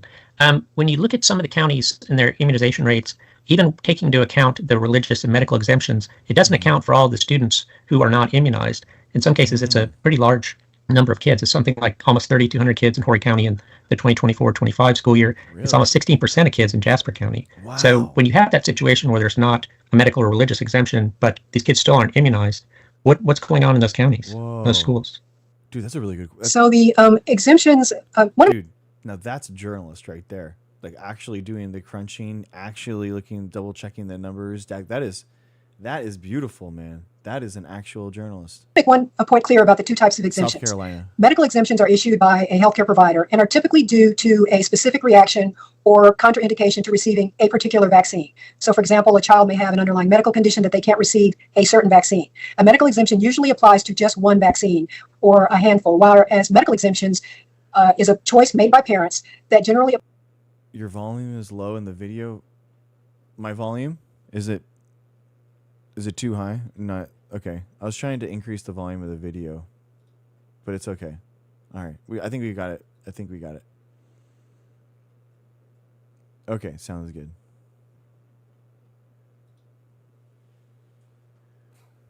What's up, Derek? Hey, Greg, how are you? Good.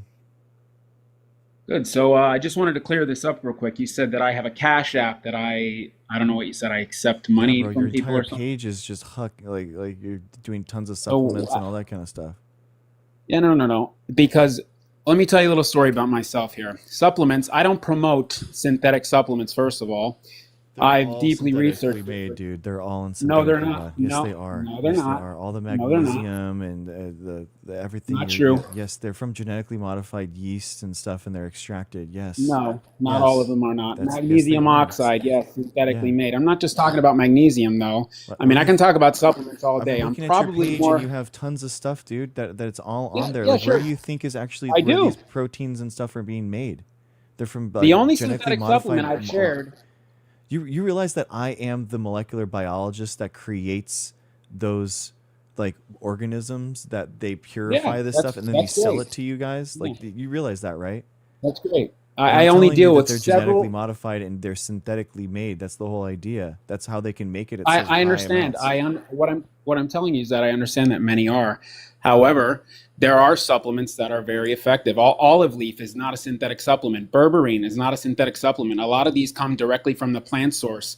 I don't deal with just synthetic supplements. I deal with benfotiamine. That's probably a synthetic supplement I've shared before, which is a fat-soluble form of vitamin B1. I have firsthand seen these things work miraculously on people. And that's myself. That's not how it works. Well, see, that's what studies, there's studies that happen, and then that becomes a way. Like the miraculous cure stuff is the nonsense that you guys Like that's where Yeah, but it here's gets the so too hypocrisy. Here's the hypocrisy in what you say. Listen, with all due respect, because I'm not going to sit here and insult you. I've seen you insult many people, though, which you're in gonna my cry, point of view, baby. Now you're gonna cry. You're gonna cry. You're gonna cry, bully. Greg, calm down for a minute, would you? Let me talk, please. No, I'm not going to cry. No, I'm not going to. You But okay? see, that's your. See, no, listen, You Greg. alright? Yeah. You okay, Listen, buddy? what you're going to do. You alright? Okay, let it play through. Let it play through. You're giving off 5-1 soft energy right know. now. Are you Yeah. done yet? No, I'm not. Are you done? No. So let's talk about vaccines, Greg. Okay. Yeah. Come on. All right, shut it off. Let's talk about What was that? vaccines. I couldn't hear you. Uh-huh. Are you done crying yet? This shows a You're frail still ego crying. in you, that's all. No. Yeah. Let me talk. Go. Come on, let's talk, Greg. Okay. Come on. Okay. Yeah. So, okay, you want to be an adult? Can we be two men here? You're the Can, one that's are you crying, done? bro. You're the one that's giving You're off making 5-1 sound soft effects. energy, Like- dude. like a 5-1 and 12-year-old. soft. Real soft. Like a 12-year-old You're getting real over-vaccinated soft. beta. Mhm. You're making beta. fucking Look noises. at you. Oh, crying that's so noises. cute. That's so cute. What So, did you Greg, get? you know what I've Is done? it Andrew Listen, Tate? Greg. Do you No, just no, no. learn that one? What did you? What No, are you no, no. doing? All right, let's not talk over each other, okay? Okay. Because Yeah, I'm. because you're I gonna already get. know. Yeah. What was that? I already know. Listen, Greg, I already know I'm in the wolf's den, and your audience is going to side with you, just as my No, audience you're would so, side with me. You're but so I don't care. brave. You're so I've brave. come Like here. free speech warrior here right now, dude. I try to Damn, be. I you're sharpie so on all my good. tattoos Wow, every you're morning. so I know. I good. try to be. Wow. Okay, so you ready to talk now? Well, I mean, until you speak something wrong and nonsense, then I have to correct you. So Well, you already started with the noises, like the child noises. I mean, which that is was pretty. you. You were pretty crying the childish. entire time. That was from you. I didn't push anything. That was all you. Well, no, you see, the problem I had the first time I seen you was like 2 weeks ago, and a Oh, girl. cool. Thanks for hanging out.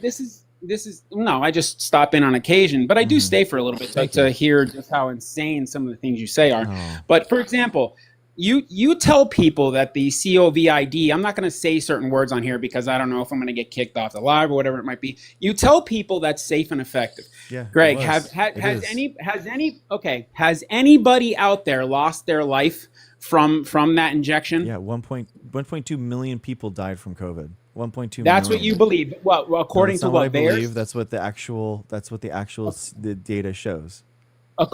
So what would be VAERS? What? No, the expected deaths. What's the data? Where was the deaths. collective data from? Yeah, I have it right here. So this is from the CDC. So this is the weekly number of deaths, and then that's Who said the, that shit that's would the be a waves. miracle? First of all, That's the waves, and then this right here are these spikes that are above the wave, which is the number of expected deaths that we expect, and these huge juts up and down. The y-axis is the amount of deaths per week. So the weekly number of deaths. And then see how it juts up right after 2020. That's from SARS-CoV-2 causing COVID-19 and those people dying from it. So this is from the CDC itself. So okay, is the CDC a completely reputable organization, Greg? Have they ever RFK, lied? I mean, RFK is at the head of it, dude. What do you think? I mean, RFK. I mean, don't you trust RFK? Okay, do you not think he? No, I'm not political. I don't. Oh, okay. affiliate. I mean, the RFK's rubber stamped it, so it's okay to him. So.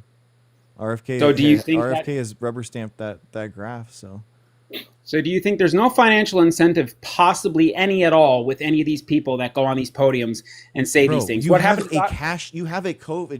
a TikTok shop where you sell things what does that have that to are do with supplements. me But you're talking about it. You literally, personally, financially benefit from this nonsense. Do you know why I put like, what that are you up? Do you know talking why I put about? that up? You are the last person that should be talking about financially benefiting from stuff. I'm asking you. You're claiming that RFK. You're probably assuming that I'm somewhat conservative. I don't know what you think about me, but obviously you're already obviously a making Republican. Yeah. So I'm absolutely not. So that's another false. Yes, you are. Yeah. I have no affiliation with politics. I can't stomach politics, Greg. See, nonsense, I dude. don't identify, That's Greg. nonsense. If I gave you all the Mahab talking points, you would agree with them like first to last. Like you're this is all nonsense. Again, this is. I just can't stand Trump. I can't stand Trump, and I can't stand Biden. They're all in the, just like George Carlin said, Greg. They're all in one big club, and neither you nor me are in it. That's nonsense. It doesn't you matter. You love Maha. You love Maha, and you would agree with all Okay, their points. make America healthy again. Yeah. See, if RFK actually made sense and he said things that were logical, I actually maybe would agree with him. Okay, but, so let's see how you agree with him. Let's see how you agree with him. He thinks that that preservatives in food are poison. Do you agree or disagree? Yeah, there's many. Oh, Well, that's wow. just Oh, common. crazy. Wow. So you agree with that Shouldn't be in our food. one. So you agree with that. He thinks that in majority that vaccines are more dangerous than the disease. I absolutely. Well, on certain occasions, like Okay, wow. So measles, you which agree you're with talking them? about Wow, here, you agree with him absolutely. there. Crazy, dude. Absolutely. It's crazy how What's you the just death keep rate? Greg, how you wait, real keep quick, like real quick. agreeing with everything No, that he real quick. says. Do you want me Oh, to keep because I going? agree. So what's the death rate, Greg? Before the measles injection immunization was out, what was the death rate of measles per 1 in 500,000 kids? Do you know? Because we have the vaccine and we protect them. That's the thing is that measles killed like over 100 million people or something in the last century, dude. It was like insanely large. It's one of the worst ones in the entire like of all the diseases. And it was mostly kids. So what you're doing is that you actually want more kids to die is what you want. That's the disgusting part about people like you is that because it impacts the kids the most. Yes, 5 million people per year are saved from vaccines, 4 million of which are children. And how many of those How many deaths are due to those vaccines? How many people are permanently maimed? Like, dude, they're How many not. They people don't have exist. died? They don't Greg, exist. Mass deaths from vaccines don't That's exist. just You're sheer just nonsense. ignorance. What you just said No, right they there. just don't. I know 8 people. No. Greg, let me tell you, know something. 8 people I that know died from vaccines. You're out of your mind. No, You're no, wrong. no, You're no, just no. absolutely wrong. Just the COVID vaccine in general. 8 people that I directly know are dead. 33 years old. My friend dropped. You're nonsense. Let me talk, It's Greg. nonsense. Let me No, talk. you're just speaking 30, nonsense. You're 33 wrong. years You're old, just wrong. dropped There are dead. people that Dead. die all the time, dude. There are people that die all the time. Oh, here we see what I'm saying. So any type of Greg. so how do you know that they died from the vaccine specifically? Okay, so let's just put this into perspective. How do you know that they died specifically from the vaccine? I'm going to tell you. Well, see, there's critical thinking and pattern recognition. That's what a how human do you being know has. that they died specifically from the vaccine? I'm going to tell you. So Say one of them had a pre-existing condition, and that was my friend's father. My 33-year-old friend, best friend, had to get it for a job. 2 weeks later, and I don't care what your audience here says that sides with you, 2 weeks later, he drops dead suddenly, just randomly drops dead after fixing a stage that he had to do for a Machine Gun Kelly concert. He goes back to his hotel, drops face first, dead, and completely healthy, never did a drug in his life, nothing. Now that's only one. Dude, now a that's lot of only people one. that had COVID-19 had heart problems with it because they developed problems. It's associated. Yeah, you know, with it, myocarditis. You know why? You know what had 580% more myocarditis rates? COVID-19. What's that? Yeah, Wait, what'd you say? SARS-CoV-2 and COVID-19 had 580% more myocarditis rates than the vaccine itself. So if you're actually worried about heart health, let me ask you would this get the question, vaccine. Greg.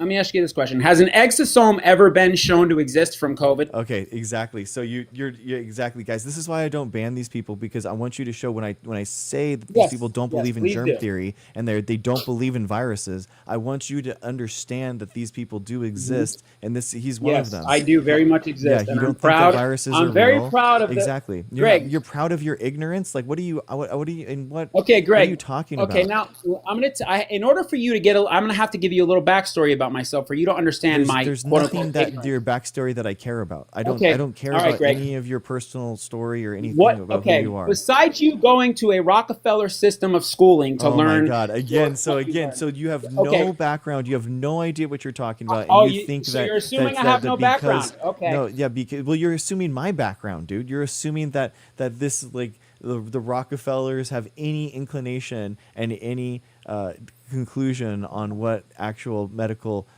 teaching is like in today's. By the way, I'm not a physician, dude. I'm not a physician. I'm a scientist doctor. So, you know. So let me ask you. Let me ask you. What did you go to school for? Microbiology. Okay. And so, have you ever been involved in manufacturing vaccinations, anything like that? Yeah. Out of where? What do you mean out of where? Where did you do that? Like at UC Riverside? At what? And what exactly did you do? Did you formulate? Did you, we source made RNA vaccines inside of spinach chloroplasts. Okay. All right. So as far as like other did things, did you hear about that, by the way? Because it made it into the QAnon world. He was talking about. I don't follow QAnon. I'm not a moron. They're gonna put vaccines inside of salads, and they're gonna put it in the salad dressing. And then Mike Flynn like repeated it, and then we had a bunch of MAGA people like all mad at us, and You know, so Yeah. it was crazy. I don't follow okay. cults like that, so I'm definitely not a part of that. Look at you. You're so above it, man. I'm sure you're so I know, independent. I am. You're so independent. Okay, Yeah, so I have critical thinking. I have critical thinking and intuition. It's an amazing. I'm probably pretty sure that you don't like Trump because he's not right enough. He doesn't. You're more farther right than he is, aren't you? Yeah, I'm sitting here talking to you with my head shaved and a big swath. Yeah, that makes sense, Greg. I don't even. Okay, then prove me wrong. Prove you're wrong with what? Hey, all right, here. How about this? Let's tell me your opinions. Then tell me why. Tell me why that you don't support Trump. Okay. Now listen. Why don't I support Trump? Yeah. Well, I know maybe because he's already given, over 20 billion U.S. dollars, taxpayer dollars, to another country. This country has been dismantled from the inside out, Greg. I can't stand left or right politics. So it's a Zog brain. Because do you think the Zionists are covering that? So you are. Oh, so now you're making another assumption. You're making another assumption you're about Zog brain. You're a Zog brain. You're really good at these things. You're really good at making. I do. It's because you guys are all the same. You guys think that you're such like the erudite, skeptic, and it's how like, ironic, you're so Greg. smart. You just said we're all the same, coming from a hive mind. Look at your comments right now, Greg. All the people attacking me that have no idea. They're like, it's why like 50-50, I do what bro. I do. Like we have tons of anti-vaxxers in the chat, and it's the same. I know, but you know why I'm passionate? You already You know why I'm alluded to it with the passionate? Rockefeller, and then you're talking about it with the Israel funding. So it's just Is that typical false? Zog brain stuff. Did he not take Zog over the brain medical? stuff, Did dude. he It's not just take over the boring. medical system? Yeah, exactly. So in you're 1912. It's wild, exactly, dude. It's so boring. Greg, did he not take over? Did the Rockefeller, educated John D. enough to Rockefeller, not take over the understand medical that like system the in education 1912? doesn't work that way, dude? Like my biology classes actually we were never taught like Charles Darwin, evolution, like the actual origin of species.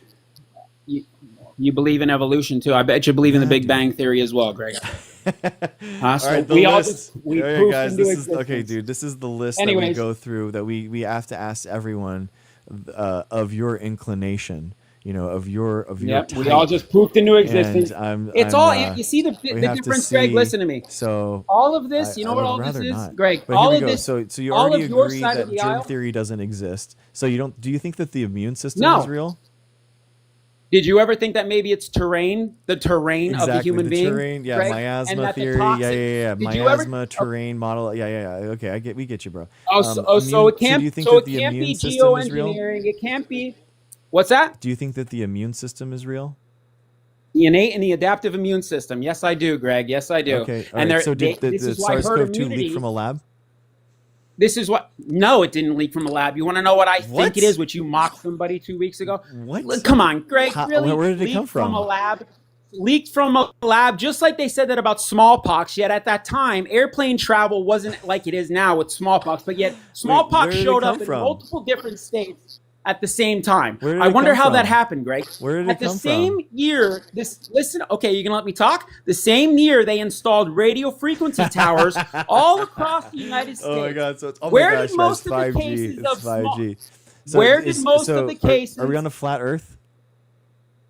So, what is okay now? Greg, do you really want to go here? Because you know the side of the aisle you're on is the anti-God side, and all of your followers in these comments here. The only difference you're flat is, earther. especially so moon landing's fake. Space is a projection. We're on a flat so no. Earth. You're on a. Okay, wait, Greg. What is it? How old's the Earth? 6,000 years old. Is it 6,000-year-old Earth? Okay, Greg. So right now, as you're talking to me, we're spinning over 1,000 miles an hour. Exactly. But we're hurling through space. Is gravity real? But we're hurling through space at 66,000 miles an hour. It's always funny how they get to these 6.66666 numbers. Oh my God, it's almost like it's Masonic science, Greg. For sure. And you don't believe in that You're crashing out conspiracy, right now, right, bro. Greg? You're totally That's crashing out. That's a conspiracy. Is gravity real? Well, you're bringing all these things up to me. Oh, was Newton a 33rd degree Freemason? Is gravity real? Was he the guy that found the theory of gravity? Do you know who debated Newton? Gravity is not Greg? real. So gravity is not real. Why are you deflecting, Greg? Listen, why are you deflecting? You're crashing out so hard right now. Start answering. Evolution you're deflecting, my friend. Were dinosaurs real? You're deflecting. Were dinosaurs you believe real? that a T-Rex? Do you know? All right, Greg, so dinosaurs aren't real. Dinosaurs aren't Greg, real. No. Climate change isn't real. For your audience. Obviously, climate change Greg, pull it isn't real. up for your audience. Okay, Greg, pull it up for your audience right now. Yeah. Listen, Here's what I want you to do. Pull it up on your computer for your audience to make a fool of yourself real quick. Look up what does the plaster, what do the bones consist of the dinosaur models in most museums that they dug up? What is it? It's plaster of Paris, Greg. Dang. It's plaster of Paris. Wow. Look it up. Dang, Look it up for your audience right here now, Greg. Everyone, wow, the bones that exist, the Well, models that bones exist go, in the Greg? museum are 99% of those bones are plaster of Paris and another wow, dude, fiberglass material. Dude, that's what they are. That's incredible. Wow, you're right. You're Okay, totally well, look right. it up. I'll prove you wrong. Greg, the thing is I can prove you wrong right now. You've changed you my can't. mind. You've changed my mind. This is incredible. You cannot, wow. Greg.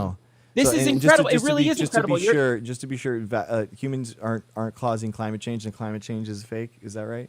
They're not models, you fucking genius. In the comments, okay. whoever said that, they're not models. They're just what models. What they are is the bones that they claim. You should look into Smithsonian. You'd be really interested. You see, Greg, here's the thing. I'm open to your side because I've been on your side of the fence. you're not. I used to be pro-vax. No, you're not. I used to get all the vaccines. I did all these things, and I was sick as a dog. I was sick as a dog for years of my life. Are lizard people Did you know what I did, though, that you didn't do, Greg? Do you have lizard So, Greg, people? did you ever reverse? Did you ever reverse autoimmune disease? Okay, Greg, let's get back on the subject here. Have you ever reversed Do you think any that lizard autoimmune people disease? exist? We have a reptilian part of the brain. Is That water- doesn't mean I believe lizard people are real. Okay, all right. That's too old school for you. That's too old school. That's like, how about does water have a memory? It's too old school. But you don't think I know about the reptilian race, Greg? You don't think I know about these things? That's all I do. I've been researching for 12 years. So does that mean I believe in it? You brought it up. So, oh my God. Does anyways, water have a let's memory? keep going. Does water have Let's a memory? keep going. Oh, the fourth. So do you believe in the fourth phase of water or just 3 phases of water, Greg? Oh, the water memories. So is Gerald Paul? You guys wonder why I asked that question. You just seriously, I always get flack for asking that. Nobody actually believes in water memory, dude. Why would you ever? So did you ever that? read the Hidden And it's Messages? because of that. Did you ever read the book, The Hidden Messages of Water, that's Greg? incredible, man. That is so crazy. But You this won't is let the me guy, talk, This Greg. is the guy that you want to buy supplements from. You want to? Yes, please, people. Yes, absolutely. Well, of course, because you make money from it. Because you're a grifter. Because you're lying No, you know in why? order to Because make the money aluminum off of it. and you're just an no, awful because person, the aluminum. dude. That's the reason why. Okay, Greg, Dude, I'm an awful person. You're telling yeah, people on here you realize to that the go get aluminum a in shingles vaccines vaccine. are at a smaller concentration than the aluminum in breast milk. You realize that, right? Of course Okay, not. what about MRC Of course not. diploid 5 cells, Greg? Oh my what God, about that's aborted a big fetus word. cells? Are they That's in a there? Are big you not word. going to tell people to do Oh that? my gosh, you know what? I don't know. Look, you guys. Well, read it. okay, What is it, Greg? Tell your fine, people what it is. Let me pull up a vaccine ingredients list and let's go through. Let's see if- No, I'll read it for you. Here, you want me to help you out? DTaP. Okay, Let's go over DTaP. So first one. Let's see if you will. I just want to know, is this a poison? And we'll just go through them all. Okay. So the first one on the top. Yes, Greg, please, because you're so this is you're the condoning first, to your audience. This is the first thing on the vaccine ingredients list. Tell me if it's a poison or not. Which one are you reading? 2R3S, Which one? 4R, 5R, 2, 3, 4, 5, 6 pentahydroxyhexanol. Is that a I'm not poison? yelling. I didn't hear you because there was a comment Okay, going so on. What was that? is this a poison? This is we're looking at the a vaccine ingredients list, and I want you tell me if it's a poison or not. To which one? 2, To which 4, vaccine? 3S, 4R, 5R, 2, 3, 4, 5, 6 pentahydroxyhexanol. Is that a poison? What vaccine is that? And I'll Is that a reference that. poison? What vaccine is that? Is that a poison? Out of what vaccine, I Greg? mean, that's a poison. I mean, is it's in a vaccine? Is that a poison? Well, I don't know. I don't know that specific ingredient. But let's But it talk. sounds Let's scary, keep going. doesn't What it? about? It sounds pretty scary. What about I mean, fentanyl? what do you think? What about What do you both? think? What would be the purpose What to do it? you think? Okay, Greg, listen. Let me talk. You 'cause realize that was glucose, you gotta be an right? adult. You realize that was glucose, and you had no idea whether or not it was bad for you or not, and it was just simple glucose. So you read the scientific term of it, and here, let me read you some. The scientific. now let me read that's you how some. it works, dude. Yeah, because what you're doing is that you are reading these big scary words, trying to extrapolate some Greg, type of this is knowledge off that the you know what you're CDC talking website, about. Greg. Yes, This is yes, off and the all these CDC ingredients website, are Greg. tested, dude. They are absolutely Oh, they've been they're tested? over. Yes. Over 25 years, Greg, let me tell you 1.2 million something. kids Let me- in Denmark. Oh, and it's been geez. it's Oh, been yeah. completely Oh, yeah. it's been shown to be okay. And that's why the United States has the highest level of iatrogenic death and sickness this out is of in almost Denmark. any You realize country. that Denmark even isn't third in the world United countries. States, right? We're one of the sickest You countries realize in that, the yeah, it's world, because of Greg, and we people have like the you, highest and it's like vaccination people like rate. you and grifters and morbidly obese people. That's why. Grifters. So Yeah, after yeah, Reagan, people like you. after Ronald Reagan took away the accountability from the pharmaceutical companies, that's when the vaccines went out of control, and the Yeah. sicker the timelines are again, there, that's Greg. just nonsense. The The amount of sicker people vaccines got, the more increased because vaccines they the forced field people to of get. molecular biology was invented. That's why. It's easy to stitch things together with PCR, so we stitched DNA pieces together to create better vaccines. That's what it is. You see, the irony of the people that are in your comments right now just said, because of anti-vaxxers. Here's the irony of this. If Can you guys explain? get No, can you? okay, I'm talking. wait. You're talking to me. Stop reading I know. chat. Stop I reading know, chat. but I'm addressing this to you. I'm addressing this to I'm you. saying that the number of vaccines increased because of the field of molecular biology, not because of any type of pharmaceutical profits. Okay, Greg, you're going to tell me Pfizer, AstraZeneca, okay, Merck, they're not taking any. They're multi-billion-dollar pharmaceutical industry. Okay, for a dude, you reason. realize? Okay, so can you just engage with that? Do you understand what I'm trying to say? That the molecular biology was created, which allowed us to stitch DNA pieces together, and that made more vaccines. It wasn't the profit motive of these companies. Yes, I understand what you're saying. Yeah. Okay. But you're telling me, here's the irony in all of this. You're telling me you're pushing vaccinations all the time on people, okay? Yeah, What is they're the good, problem? they're safe You and have such a effective. okay. I don't follow quotes of like labels like conspiracy theorist or anti-vaxxer. I just think that's like a very small-minded individual to say those things. So to say like, what is the issue if you are so confident in these vaccines? Why are you even worried about a quote unquote anti-vaxxer or somebody that doesn't get these? Why would you be worried if you're protected, Greg? Why would you care about somebody that's going to be in your presence? Because you said in a live 2 weeks ago, you believe these people shouldn't even have the privilege of being out in public. Well, yeah, I mean, that's insane quarantined. to say. They have to be quarantined when they've been exposed to measles. Yeah, that's the whole idea. Because once they've been exposed and they've been unvaccinated, there's a good chance, there's a 90% chance that they're going to be measles positive. That's how it works. That's how disease works. You don't believe that viruses are real, so of course you don't think that vaccines are necessary, because then if viruses and disease don't correlate, then therefore you can only focus on the vaccine side effects, and that's why people like you are so dangerous, because you don't even recognize that viruses exist. Okay. I would never tell somebody that all COVID vaccines are safe and effective. That is absolutely fucking insane. Vaccines are safe and effective. Literally. Anyway. Yeah. Literally. Absolutely. So again, you can't. And the real death toll is over 21 million, by the way. You cannot talk about any of the things that I'm saying because you have no idea what you're talking about. I don't? Okay. I've been doing this 12 years, Greg. I cured. Wow. I reversed. You cured someone? Wow. This is myself. This is the non-FDA approved nonsense that you're talking about. So dude. let me ask you a question, Greg. Have you ever reversed any autoimmune disease in your own body? Have you dropped 102 pounds? Have you reversed any illness that you had in your life that was debilitating? Because you're fat and you got skinny, that somehow makes you someone that's cure disease. Is that all? Like, what are you out of your mind? So there you go. That's assumption number 8 from you, Greg. Just said. You just said. Do you know what I had? That was just you. That was you. I said that was one. I reversed all the autoimmune disease I had. I had Crohn's disease at 22 years old, Greg. I'm sorry. Now, according to you, if I came on I guarantee you would tell people that that's non-reversible and you cannot fix that. You see, though, I believe and understand. I've heard of it reversing before. I mean, people have talked about it. I mean, it does happen.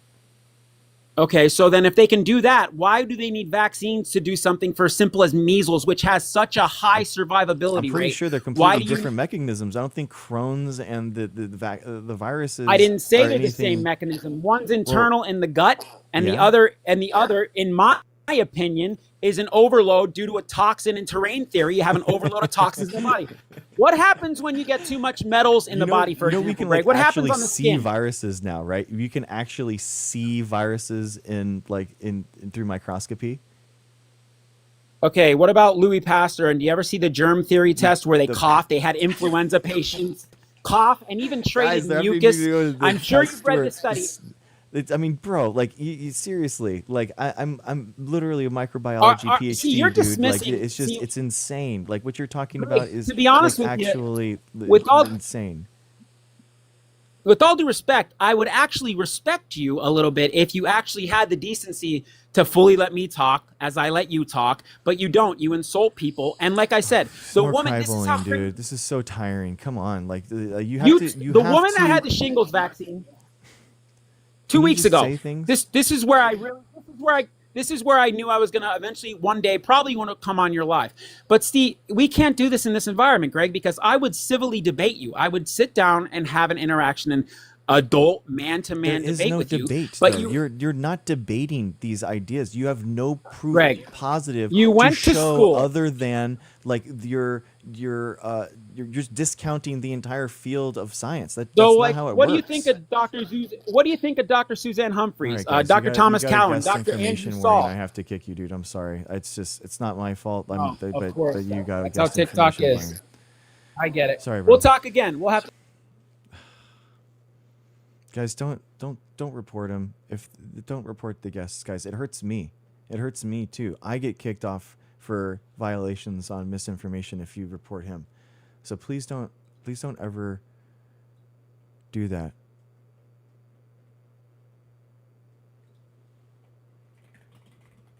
It's not okay, guys. It harms me. If anyone is, I don't know why they get it. I don't know if it's an algorithm thing. I don't know if it's a caption thing. I don't know if it's people reporting him. I don't know. But please don't ever report the guests and like we have to be able to talk to them. So it's really frustrating because guys, that's how I got banned for a week. I got banned for a week because of it, you know? So it's lame. It's lame.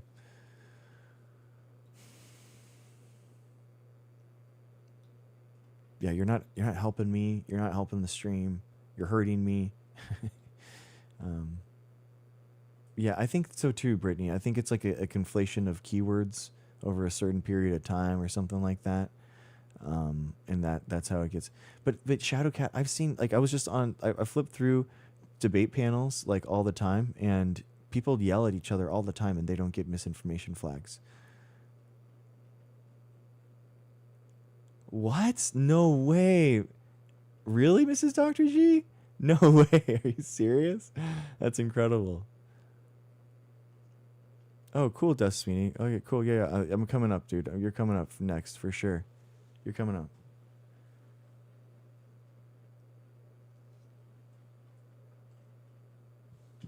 All right, guys, real quick. Dust Sweeney, you're up, bro. But I just want to, please, guys, heart the stream. Please, I really appreciate you guys. If you could give me a heart, that would really appreciate it. Also, just want to give the shout outs to the people suggesting. Okay, Derek, I think you're misinformed, bro, but I appreciate you being kind. I think that you're harming people, bro, and it's not okay with what you believe, but I'm not going to coddle you here. That's just, I think that if, it's better to be honest and open of how we believe with one another. Guys, super fans, thank you guys so much. Thank you to the last super fan, Dak. I appreciate you so much. To the top gifters, Linda, what's up? Thank you so much. Linda, a legend in these places. Thank you, Linda, she is one of the people that we vaccinate for. She is someone that her health is tied to our vaccination status, and we vaccinate in order to protect people like Linda. So she is awesome, and I love to see her here. Sherry, thank you so much. Cousin Blue, Cindy Rose, Kathleen, Neek, Ducray, thank you so much for the gifts, guys. I really appreciate it. Thank you to all the likers. Cindy Rose, Ashley, Missa, Cher, Helen, Kathleen, Ducray. Thank you guys so much. Thank you to all the Patreons. Patreons is the best way to support the show. Mrs. Dr. G, wow. The first Patreon, thank you so much.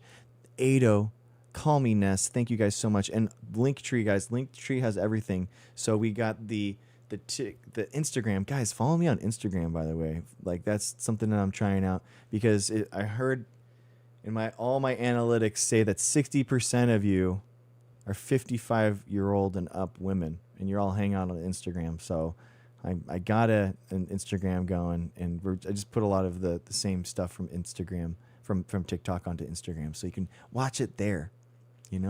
Thank you, voice. Thank you. I appreciate that. So Instagram, YouTube, Twitch, everything. Bree from YouTube. When someone can't level their emotions, it must be very difficult to have a conversation with them. Yeah, I agitated him a little bit. I riled him up. I'll be honest, but I do think that we have to stop coddling these people. I genuinely do, and I do it from a tough love area. I don't try to be mean. I try to be like pokey, like be poking fun kind of thing. I'm not trying to go after someone, but I do think that we have to stop coddling these people, genuinely, and what we have to say that they're not doing something that's a positive, right? We have to say that this is bad. They're not good parents if they don't vaccinate their kids. This is not acceptable. So that's the angle that I am coming through. And I do think that we should lead with like compassion and care and love, genuinely, because when these people come back into the fold and they get vaccinated, or they use biotechnology, or they used science in order to save their lives through gene therapy, and we should welcome them back. So I genuinely think that we need to welcome them back into the fray, because it'll happen eventually. They will use science and medicine one way or another in their lives, and we should help them and honor that and appreciate that. Okay, that's fine, Trend Voyage. That's fine. But there's lots of people that say the other way. So we have gotten anti-vaxxers to vaccinate. We've gotten people that are on the fence to vaccinate. We've gotten people that forgot to vaccinate. We got Trump. We got Trump to vaccinate. I'm claiming that one, guys. This one of two of these, that's Trump, and I'm claiming that one. I think that was because of our stream. That was because of you guys. I mean, doesn't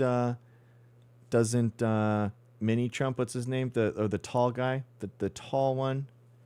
What's his? It's like Barron. Yeah, Barron. Total huge fan of the stream. I think he loves it. The manosphere stuff. We're manosphere coded here. Talking about jujitsu, we work out. You know what I mean? You know it. You guys know. You got my husband's. Got it this week. Flu and COVID. All right. Nice. Cherry, let's go. Cherry, we're gonna add you. Cherry, 767. Cherry, good job. If you know about the manosphere. 767 for Cherry's husband. Good job. 3, 2, 1. Yes. Appreciate you, Cherry, getting your husband vaccinated, because we all know that you pushed him to do that. You reminded him, at least. I got my flu vaccine. Megs needs the beach. Me too, Megs. Let's go. 768 for Megs, everyone. In 3, 2, 1. Nice, dude. I got MMR and HPV. Meg, you're freaking awesome. Okay, we're at 769. 3, 2, 1. Nice, guys. Heart, how much is farm paying you? Not as much as your mom.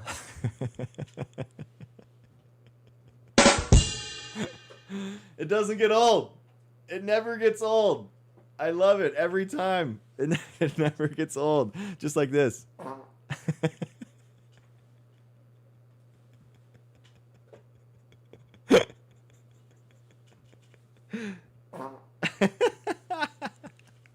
Okay, I don't care. Doot, little doot. Stop, guys. We're a very serious stream here. Stop, guys. You can't have fun. There's no fun in science. Stop it. You can't. Guys. We're very serious here. Stop it. We're very serious. We're very serious. Okay, Des Sweeney. Welcome.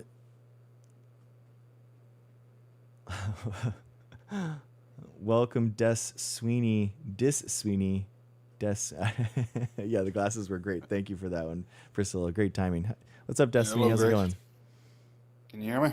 Yeah. How's it going? I'm on the phone here from Ireland. Oh, cool. Nice, man. Just finishing off a stint in the lab. Been on call for the last 15 hours. Oh, wow. It's 7 a.m., 7:17 in the morning here, so. Oh my gosh, man. Wow. So I just thought I'd log in now. I have to go in a minute because I've got work up in the lab to finish off. Oh, geez, man. You're a legend. I was a legend.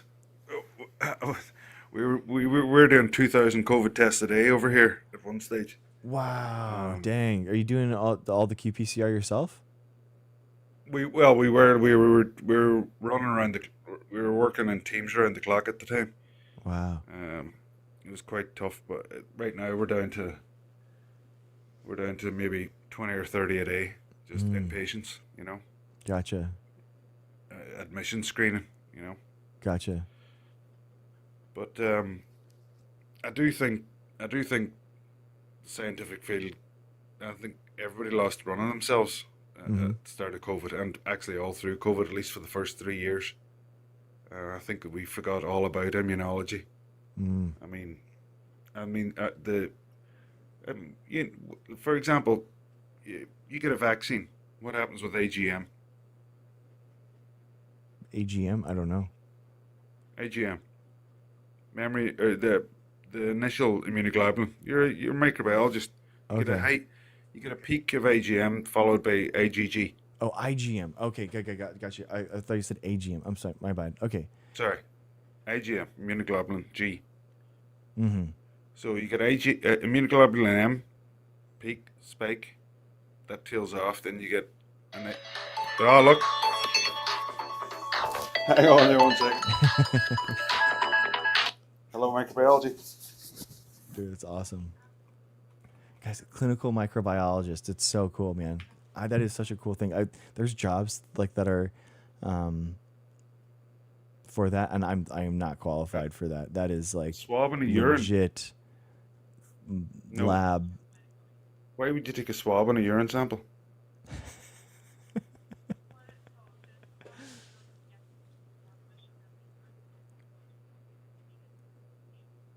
Well, if they were sent, then they're probably being received. Yeah, it's no, it's an emergency on-call service here, so routine work won't be This done. is Dr. G. Thank you. Yeah. Okay. Yeah, I'm sure it'll be sorted. No problem. It's all right. Sorry about that. Oh, it's all good.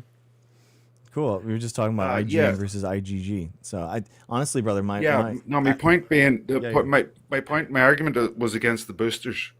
So Okay. The main argument for getting boosters was the tail off of antibodies. Yeah. Saying drop off on antibodies, but that's the entire point of antibodies is to drop off. Okay. IgG falls down to a base level, and then on the reintroduction of another antigen, you'll get a spike in IgM again. So you don't, because of a drop off in IgG, you don't need to reintroduce the antigen. You could, it was a really false argument. Interesting. Okay. I mean, do you think that during a pandemic that it's just better to keep like the inherent antibody level higher? No, I think false stimulation. No, I don't, because it's hyper stimulation of the immune system isn't required. Why would you? Only the immune system will activate itself if the allergen or the virus is reintroduced into the system. Then there's sufficient time for the body to reactivate itself. You don't need to keep it at a highly activated state. Interesting. I mean, I guess I understand your point. I guess I worry to decrease the amount of spread, especially with an asymptomatic, SARS-CoV-2 infection. But inherently, wouldn't you not have that spike if you have an asymptomatic infection? Oh, that's a whole different argument. An asymptomatic infection. Because I mean, isn't the idea like to try to keep the viral What load is an low? asymptomatic infection? What is the problem with an asymptomatic infection? Because you have viral load of SARS-CoV-2 and you can still spread it. But that's the situation with all viruses, all 1,500 or 3,000 of them. Mm-hmm. Yeah, and I think that the problem was that during the pandemic, it creates more viral genome recombination events because they're able to create more viral genome copies, and so then they're able to recombine, and that increases the amount of mutations that they can evade around the immune response and the vaccines, right? Yeah, but if you accept the premise,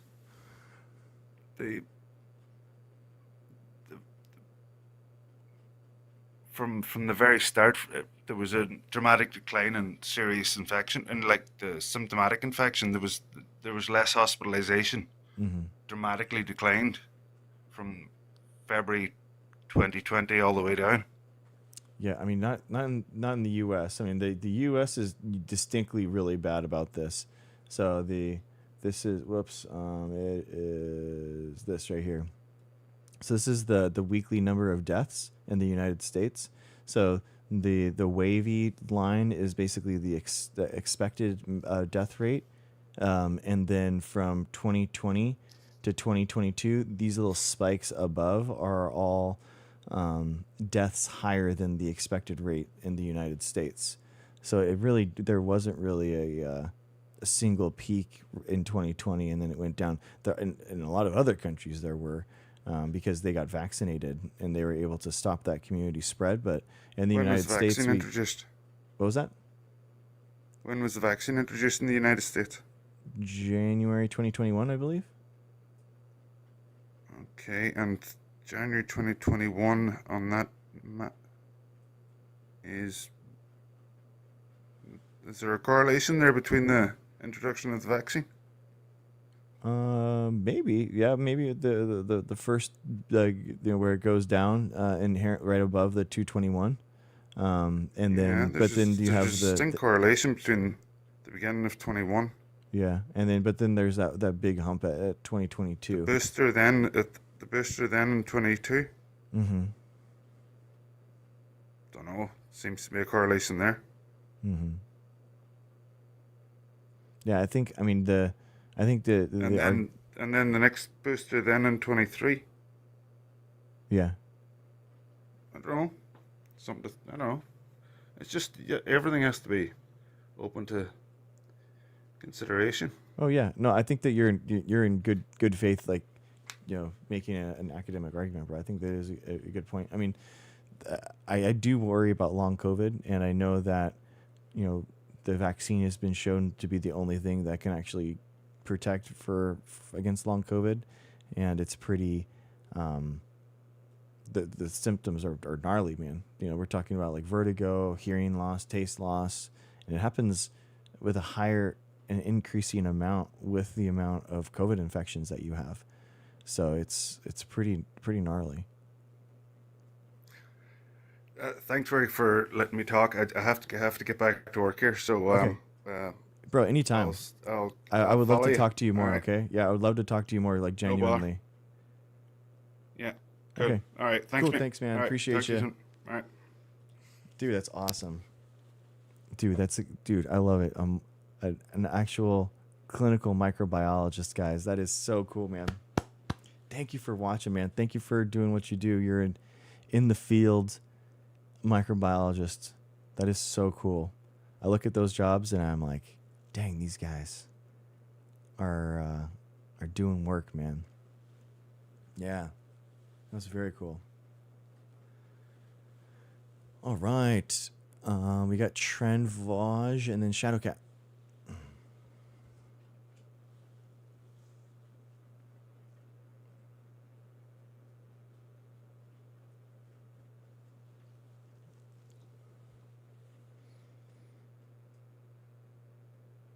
Oh, thank you, Charity. It went well. Thank you for asking, guys. I appreciate it. Trenvaj, how's it going?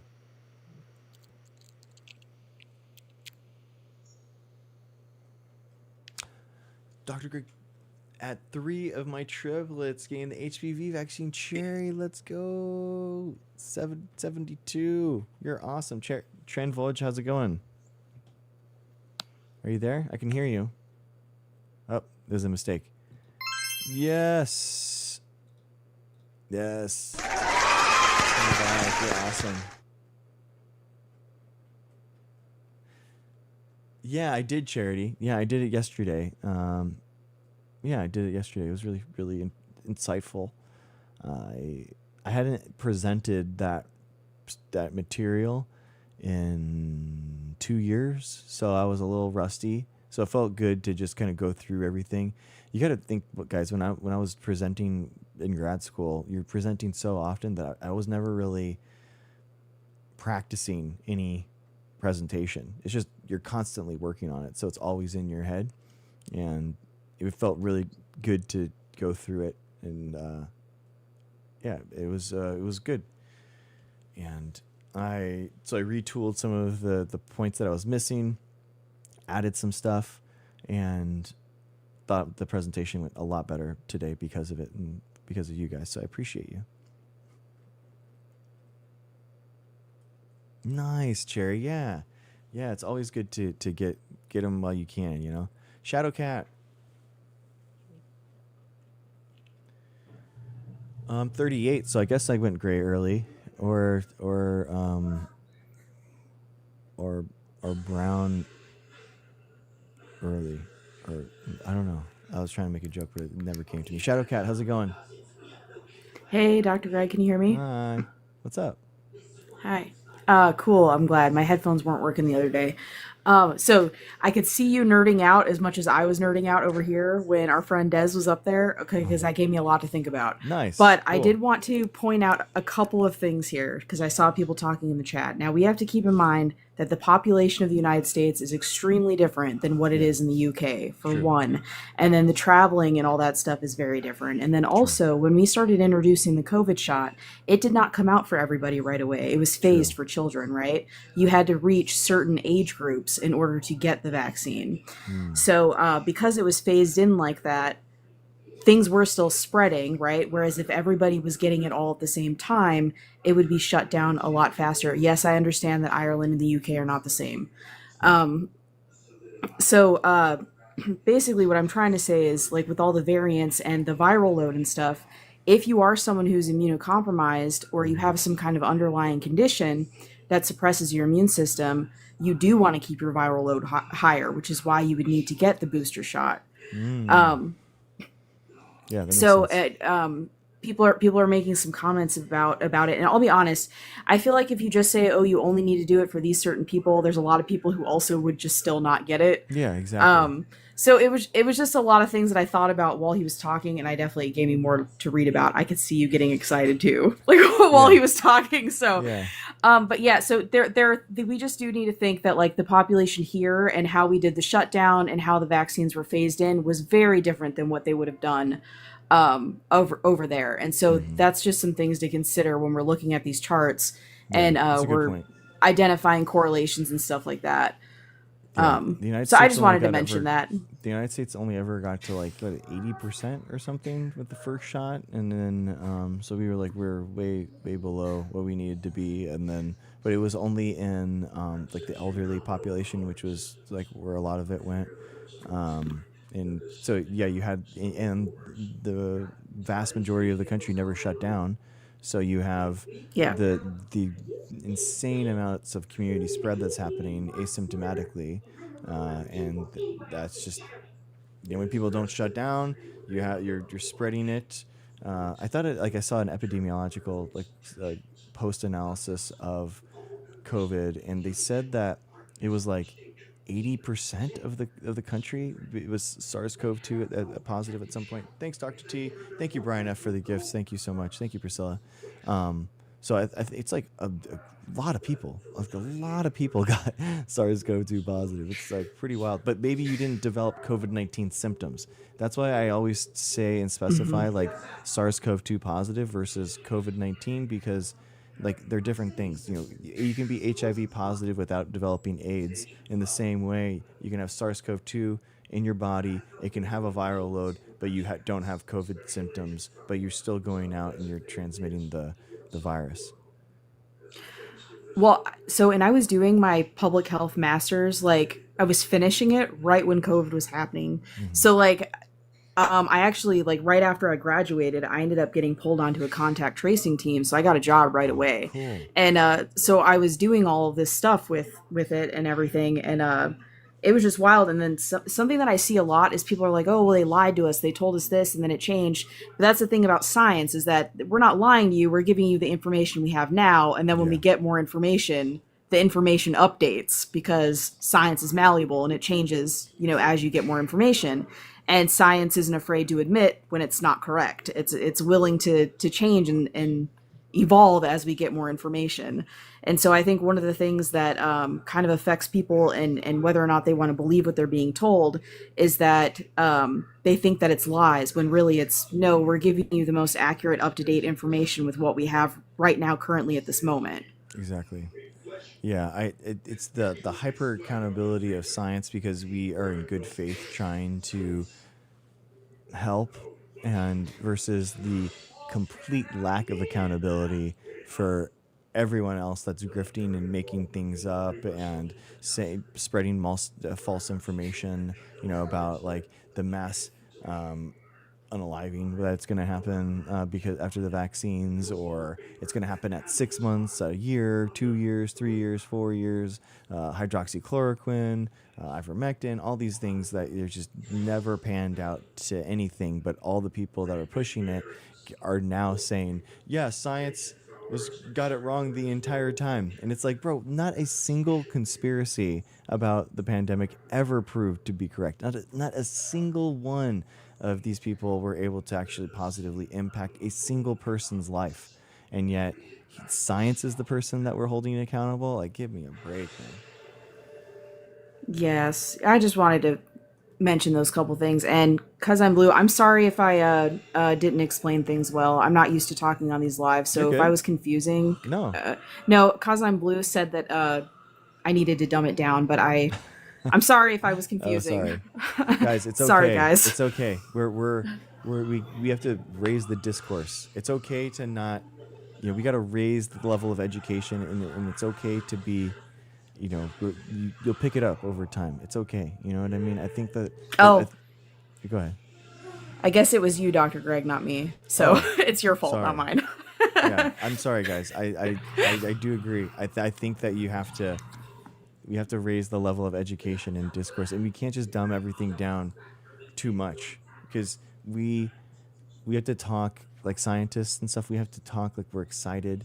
We have to talk about things that we're excited about, and we're not excited about like Lego analogies for everything. You know what I mean? Like, we have to like, it's okay. I try to explain jargon as we go, but sometimes we don't. But honestly, if you have a question about jargon, you can just ask, you know, just ask what that means, and I'll try to see it in chat. So. Well, I'm really happy that he hopped on, because he gave me a lot to think about. Yeah. But you have a good night. I'll hop off so somebody else can come up. Thank you, Shadowcat. Thanks for letting me up. Thanks. Unless you want to kick me off. I don't know how you want. If you want to kick me, or if you want me to do it. I can do it. All right. There we go. Peace. All right. Bye. All right. Cool, guys. All right. Tomorrow we are going to be covering in depth. We are going to be learning about that Texas measles outbreak, guys. Because I did not know that it was so big and it was going on so long. It went really well, Communist. It went really well. Honestly, guys, I'll be 100% real. I don't think that it could have gone any better. I had an interview today for a leadership position at a biotechnology company, and I think it went really well. So, It'd be really fun. I'd be really happy to work there. I really want to get the position, and it would be. I love doing science, guys. I really do. I was thinking about transitioning to patent law or some type of law, leaving the bench. But man, there is something about moving small amounts of liquid from one tube to the other that I really love. Hey, Caradwin, how's it going? It's in yeast, so it's in yeast. So I love doing science. I love doing the actual bench work. I love actually doing things. It's been really cool. So and that's what I've been doing. That's my expertise. What I'm actually really good in is actually being a lab scientist. I've been doing that for 16 years, guys. 16 years in the lab. And I think I'm a good scientist too, genuinely. I'm really bad at this. This I'm new at. This is very weird. I am still learning to be this, whatever this is. But a scientist though in the lab, genuinely, I do think that I am a good scientist. You know what, Brittany? We do homebrew beer. Yeah, we do homebrew beer. And can you explain the experiment? I make yeast strains that create things, basically, that you use, in products and chemicals and that kind of thing. So, genuinely, like supplements and stuff like that are made in yeast species that are genetically modified to create stuff, and then they package it in the holistic, like, no genetically modified foods. It's like, bro, it's not true. It's not. It's the same magnesium or whatever it is, or whatever biological product that they can use and claim, but it's only because there's no DNA in there. That's why there's no DNA in the protein that they've isolated. So that's why they can say it. It's all natural, non-genetically modified. It's crazy. I know. Well, Shelly, no, it's I mean, they can buy it and put it whatever they want on it. Brewster, I don't know, bro. I don't know what you're talking about. You can just request, dude. Oh, K-Bug, thank you for asking that question. What's the difference between me and the microbiology lab guy? So that's a clinical microbiologist. So a clinical microbiologist works like in conjunction with a hospital setting or patients, and they are handling samples, and it's more of a like medical applied microbiology application of microbiology as a subject. I work on the biotechnology side. So biotechnology of microbes. So I see a microbe kind of like as a workhorse. I see microbe as a factory, as a 3D factory that I can make proteins inside of, and then I can take those proteins out, and then we can sell them. And that's my connection with microbes, kind of. I love microbes intellectually and academically, but I don't work with patients. I don't work with samples. I don't work with anything like that. So that's the big difference. I don't work with samples from other people and testing those things. That would be a clinical microbiologist, and it's actually, and as a microbiology PhD, I can't just step into a clinical microbiology role.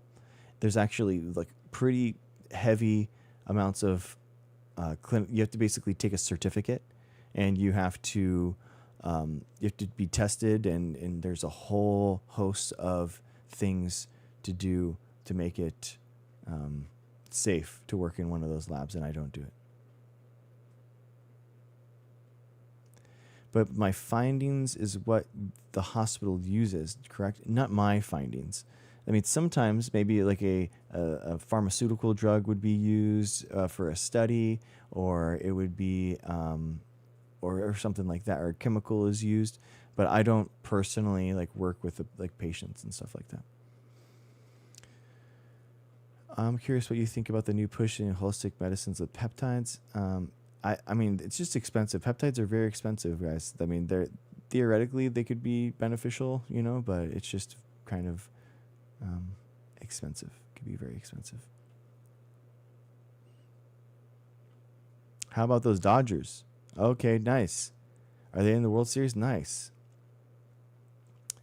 This one is actually made by Mrs. Dr. G. I like boutonnieres. I'm principally a land molecular biologist, and I like plants, and I like wearing like suit jackets and stuff, and I don't like wearing pocket squares, so Mrs. Dr. G made this for me. It's a boutonniere. Yeah, it's a little boutonniere. So I like it. Okay, dude, like, fucking annoying, dude. It's crazy. Yeah. So she made me like 24 of them. No, it's all plastic flower. And yeah, I have a couple of them. Here's another one that I use. These are like another 3-dimensional flower. Yeah, I just love it. I love it. Like, the boutonniere is just it's a cool thing to add to men's fashion, because men's fashion is always like solid colors or a pattern or something like that, you know, and I think it's kind of stale sometimes, and a boutonniere is just a cool 3-dimensional flavor, you know, and you just put it on and then that's it. You just put it on and then that's it. I don't have to constantly adjust it with a pocket square. I hate that stuff. So yeah, exactly, Shadowcat. Yeah. And I like to wear a suit jacket. So like a blazer. Not a suit jacket, specifically a blazer. So even at work, you know, if I'm wearing, because everyone does, I hate dressing down, guys. I really do. I know everyone does t-shirts and stuff now. So I do t-shirts, but I do kind of like hate like dressing down. I do think like I like to dress up. So I have like the suit, the blazers that I wear on my stream are what I wear like to meetings and stuff. So I'll wear them on top of a t-shirt, you know, colored t-shirt, and then that's how I present at work. It's what I wear at work. So actually, this right here is exactly what I wore on my interview. So, yeah. Thank you, Nightflyer. I like it too. Thank you, Diane. Thank you. Have a good one, Linda. Thank you so much for being here. Oh, you live in leggings nest. Okay, interesting. Yeah, Carrie. I like wearing suits too, man. I do. I like it. I think like suits are awesome. Thank you, K-Bug. Thank you. Do you think we'll get to a place we can use peptides? I mean, they already do. You know, professional athletes already do. You know, they already do constantly. They always use that stuff. So yeah, it's going to be a constant thing that people use. They're using lots of different anabolics. They're using peptides, all that kind of stuff. Yeah. They're super expensive. Exactly, Cherry. They're super expensive. So that's why, yeah. I mean, in general, K-Bug, I do think that we should let professional athletes that are sacrificing their bodies use molecular tools and pharmaceutical drugs that we have to allow them to recover their bodies so that they can have longevity in the sport that they have dedicated their lives to. So in general, yeah, I do think that pharmaceutical interventions in order to help their body recover faster, perform longer, I think that's okay.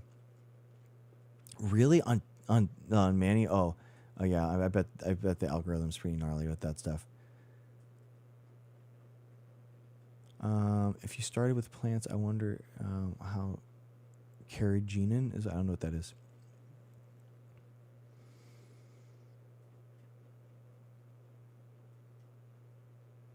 I haven't heard. I don't know what you mean, carrageenan.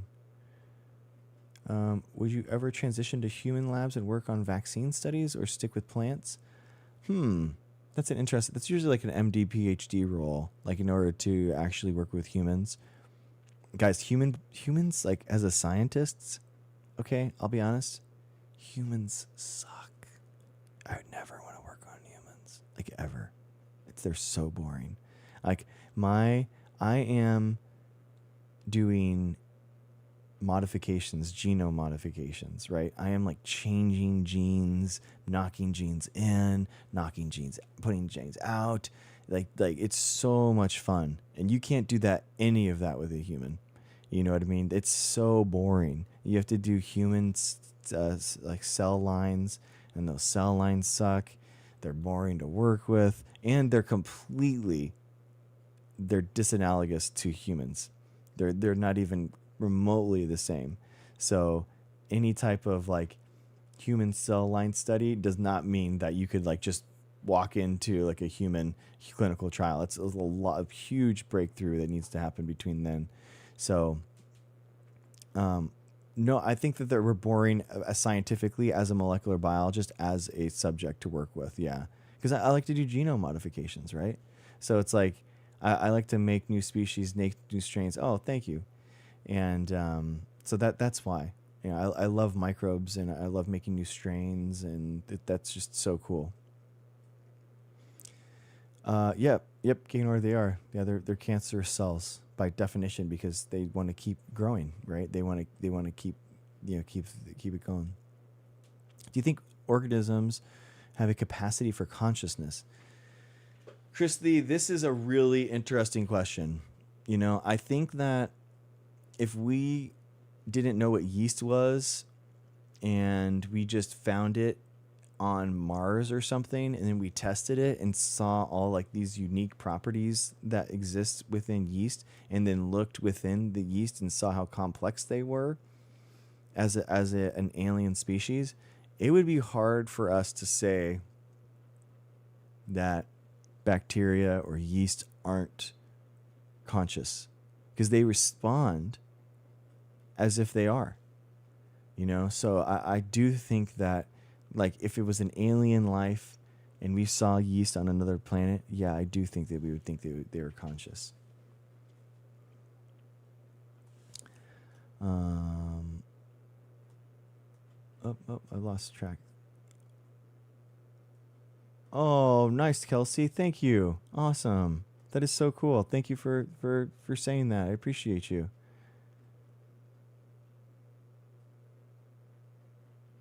Oh, really, Ness? They do. They do have consciousness. They do. Yeah, they legitimately do. They sense pain, and then they sense when they're injured, and then they actually send out micronutrient signals to their root microbiomes to let other people, other plants know in their root balls that are connected to it, that basically when you look at a forest, it's easy for us to kind of see individual trees, but in reality, all those trees are actually connected in their roots, and in those roots have microbiomes in them. So, communities of bacteria and yeast, and they all communicate with one another through those. Exactly, Kelsey. It's one huge ecosystem. And they're all, and they've actually shown that they will actually push nutrients to stumps that were cut down, like in a way, like trying to help them. They're basically trying to triage one of their tree friends that got chopped down, and they put a tracer element, and they followed it. They followed it from one tree through the roots and through to the tree trunk. They were literally trying to save their friend by giving it more nutrients too. It's wild. It is so cool. I think that they are. At every step along the way, humans have tried to define consciousness, and we were wrong. You know, we've always said, oh, no, only humans have consciousness and or thinking. You know, and then it's like, oh, and then you look at like what any type of mammal does or a dolphin, and you're like, okay, yeah, maybe they have the higher order. And then we're like, yeah, but like, you know, we're the only ones that have language, right? We're like the only ones that have, you know, a language that can refer to things, and that's what sets us apart as humans.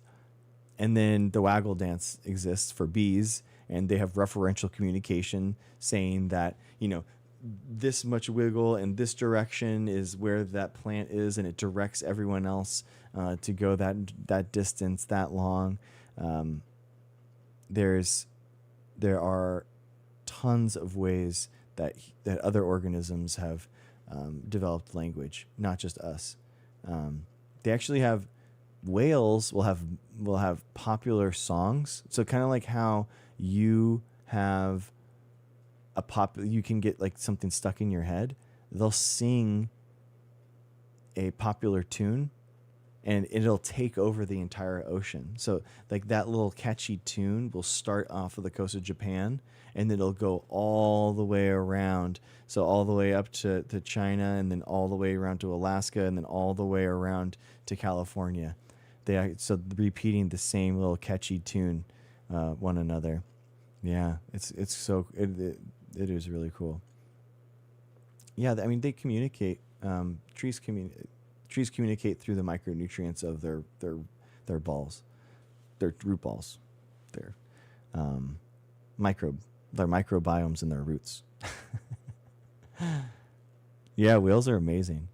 Guys, it still blows my mind every single time to think that like mammals evolved, life came from the oceans. Then mammals evolved on the terrestrial Earth, and then mammals and all the aquatic mammals actually went back into the ocean to live. It's just so cool. It's so cool. Yeah, of course they communicated. Exactly, Shelley. Yeah. Yep. Yeah, DN bioluminescence is really like fish communicate to one another all the time. In the twilight zone below the where the sun doesn't shine into the oceans, there's everything that bioluminescence is there, and the bioluminescence is a way in order to talk to one another and communicate one another. User 139, it's because I believe in evolution, dude. I believe that all these things are created through an evolutionary process, and in my opinion, I think it's even more beautiful. I think that like some type of like made up story by humans actually trivializes it, and there's actually more beauty in the fact that these organisms have evolved. Yeah. I know, yeah, baby, exactly. And what's really cool is that a lot of times they are actually they are like bacteria. They can be bacterial based, so it's really cool.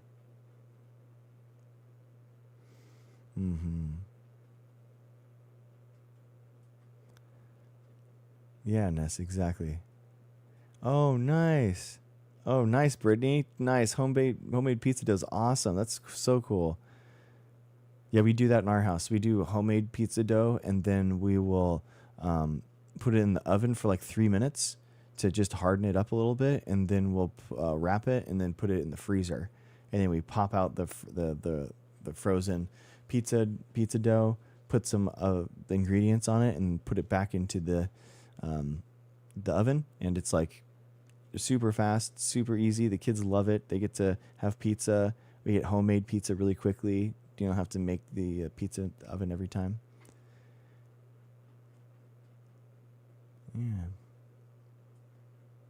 Yeah. Exactly, Brittany. Yeah. Make a huge batch. Like make like 5 or 6 so you can put it in there, and they stay really well. Yeah. Plus, it's hard. I don't have. I'm very secretive. I'm super, super secretive. Britt, I don't have a starter. What's up?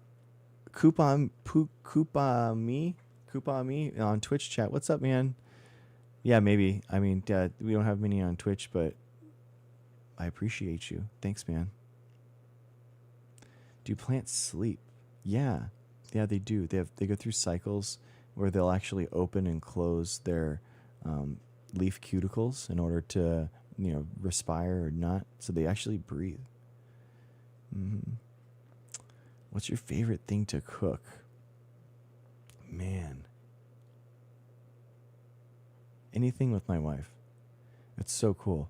I get to she gets to see when I cook with her, I really feel like she gets to see that side of me, that science side of me, because she tells me to do something, or we working in coordination with one another, and she can kind of it's very scientific. Cooking is very scientific. I always thought it was kind of boring and stuff, and I have to cook, But then, when I just changed my brain, and I was like, oh, we're just in the lab.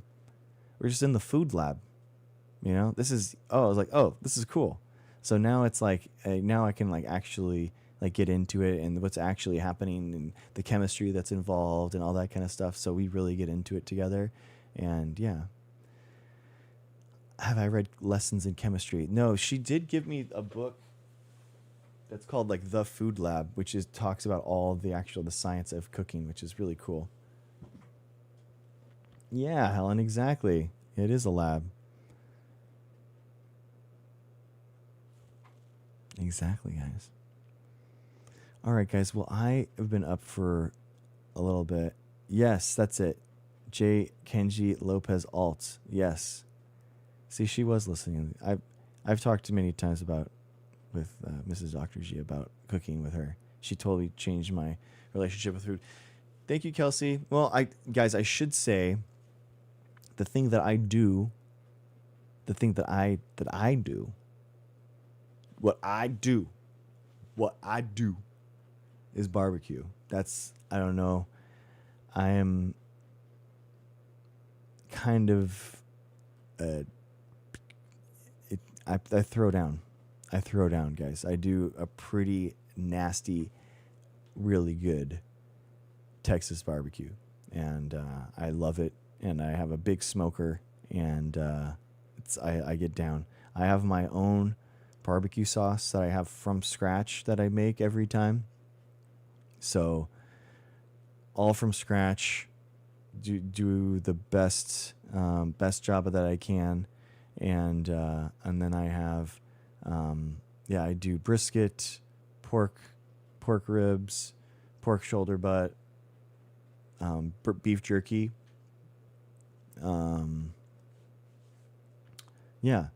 Lots of different stuff. Smoked salmon, turkey for Thanksgiving is amazing on the smoker.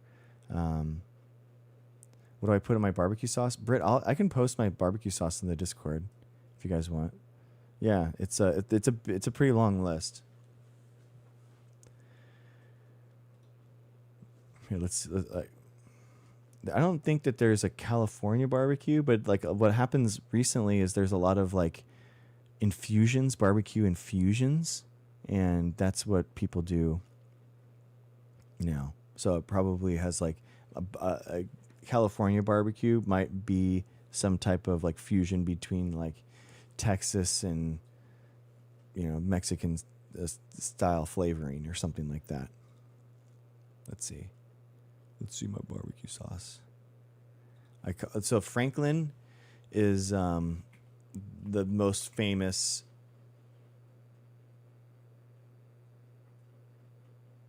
Franklin is the most famous Texas barbecue place. So I named my barbecue sauce after him because he kind of taught me how to barbecue.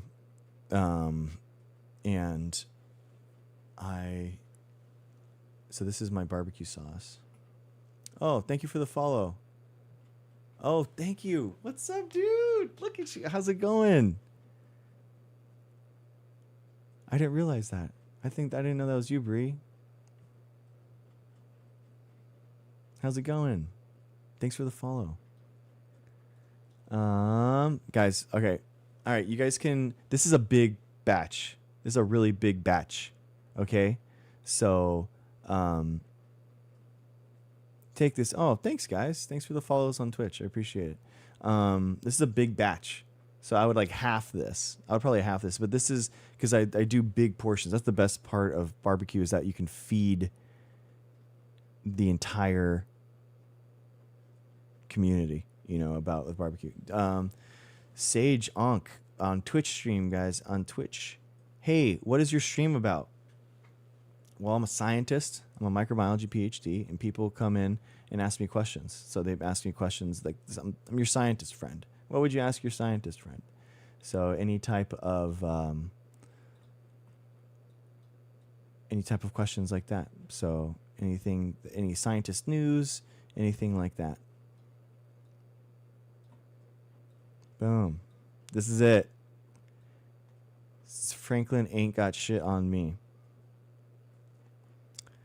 I'm a food safety and quality major and work as a food safety and quality manager. Oh, nice, dude. This is it. This is my barbecue sauce. Screenshot it. Has it?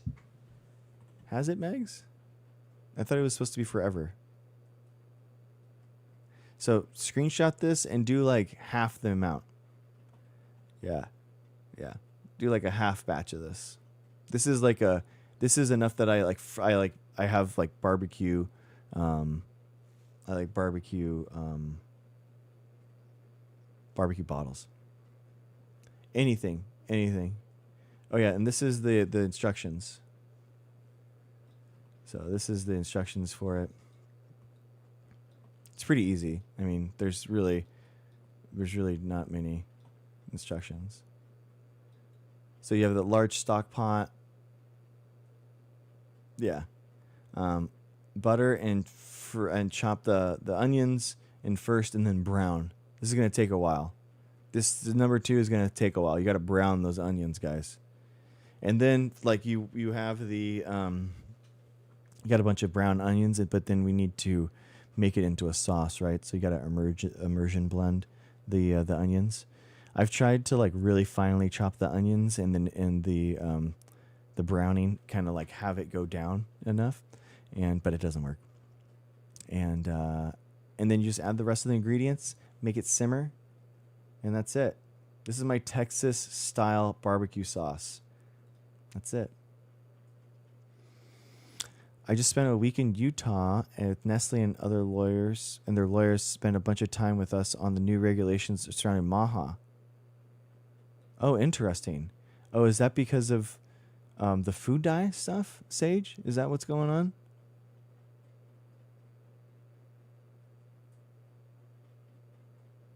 Oh, interesting. Interesting.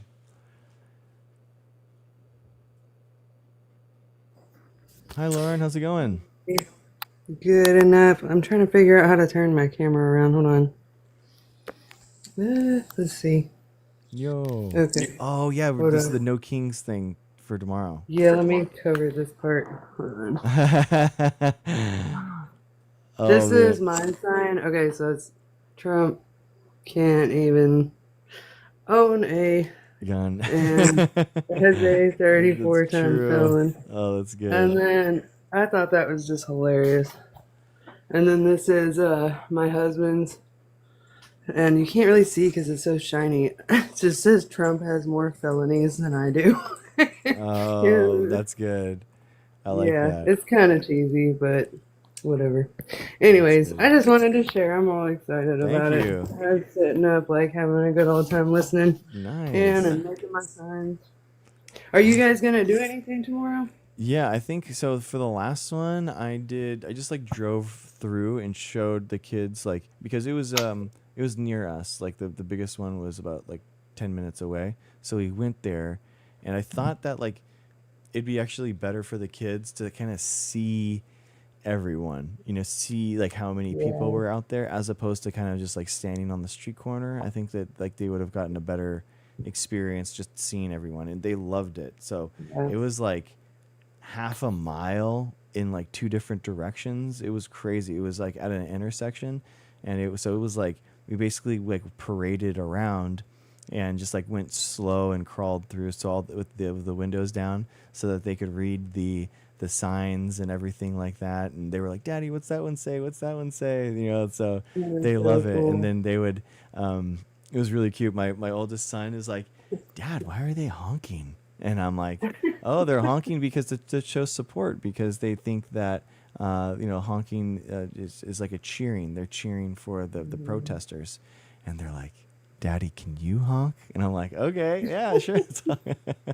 So I don't know how, but our oldest is 8 years old and doesn't like Trump. We don't talk about it at all, but he just knows that Trump is a bad guy, and it's actually kind of interesting. Yeah. I would love to know how he knows, but I mean, he's been canvassing for Kamala Harris in Nevada, like we were door knocking for. He has no idea, but yeah, he's. I don't know. What a story, Like I feel like this is kind of an epic, unprecedented time that we're living through right now. And to like be able to look back on it and be like, hey, remember that time like when you were a little kid and we're walking around, like we were really canvassing for Harris, you didn't know that. But like it's just that's really cool. That is really cool. My 11-year-old, he's almost, well, he'll be 12 soon, but it didn't really matter. He actually wanted to go with us, and I was gonna let him go. I was like, yeah, man, but I was like, I just want you to understand, like, if you go, it's because I don't want you to go just because you just want to sit. Like, I want you to go because this is because you're old enough to understand. You know what I mean? He is old enough that he understands what's going on. And I was like, if that's what you really believe in and you want to make a stand, like, stand up for what you feel is right, then yeah, by all means. And he was all about it. He was ready to go. And then I think he got a little nervous. I could tell he got like jitters, you know what I mean? And I was like, dude, you don't have to go, it's fine. And he's going to a friend's birthday party. But anyways, I digress. Our area is not like a big area, so it wouldn't be like putting him in the line of fire, you know what I mean, or anything like that. But and I don't think it would be, I don't know. Anyways, it doesn't matter. I'm kind of ranting. Anyways, I was just going to show you the signs. I'm super tired. I'm sure y'all are too, but I'm going to jump down. You can drop me now. Cool. All right. Thank you, Lauren. Thank you so much. That's so Thank cool. you. I appreciate you. Have a Thank good one. you. Bye. You too. Bye. Guys, someone's impersonated me on Instagram. What is happening? What is going on?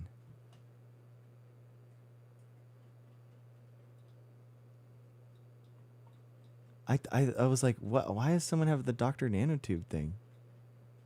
What is this? Who is this? This is not me, guys. This is not me. Do not follow this person. This is not me. They have 13 posts. What is going on?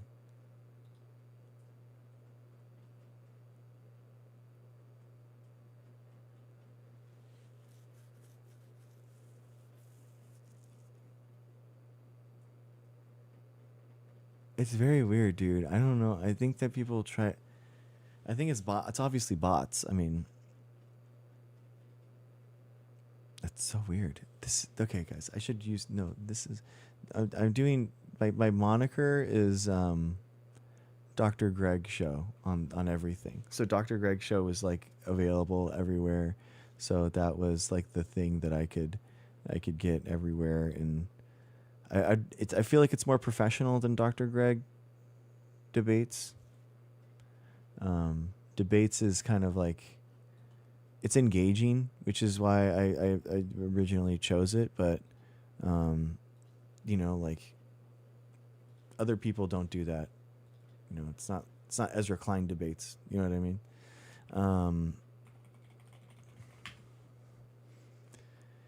So this is me. This is my actual thing. God, guys, this is so weird. This is me my actual thing, guys. So this is my thing, but it's just the rehash of of my TikTok stuff. But this is me, blue check mark and all. Guys, I'm honestly really surprised at the involvement of Instagram.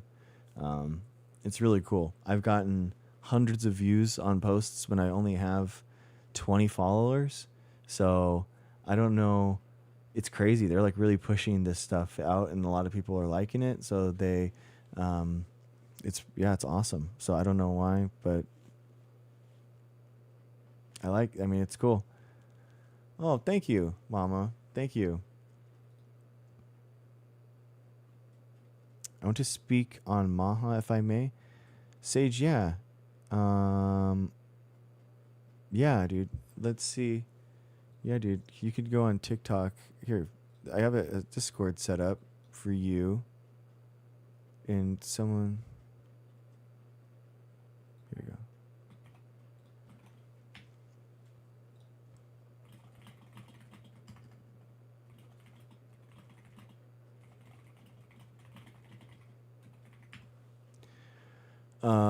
It's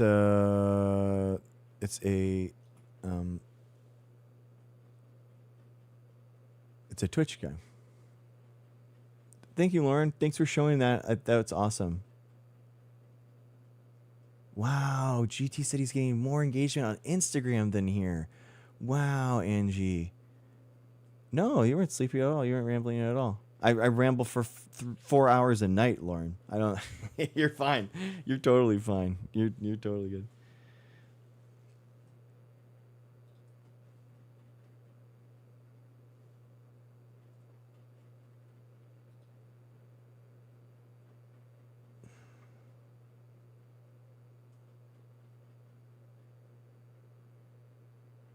Okay.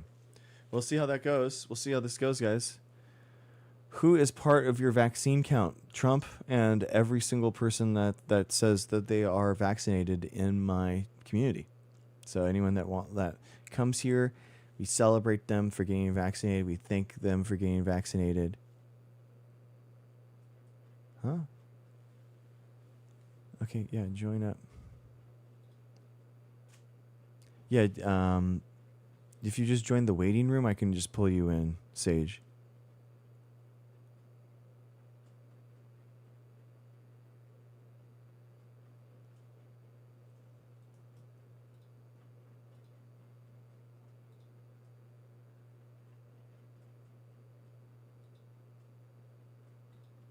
It didn't say that did you join the server, though.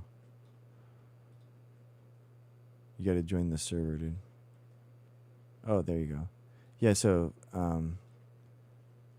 Sage, you just have to click on waiting room. Oh, okay, no problem, Sage. I'll go, bro. Yeah, so I'm like blown away by TikTok stuff being just posted onto Instagram and how well it's doing. So, yeah. What if they have complications? Do you still celebrate? I mean, adverse side effects don't. They're like over 1 in a million, man. It doesn't really happen. So.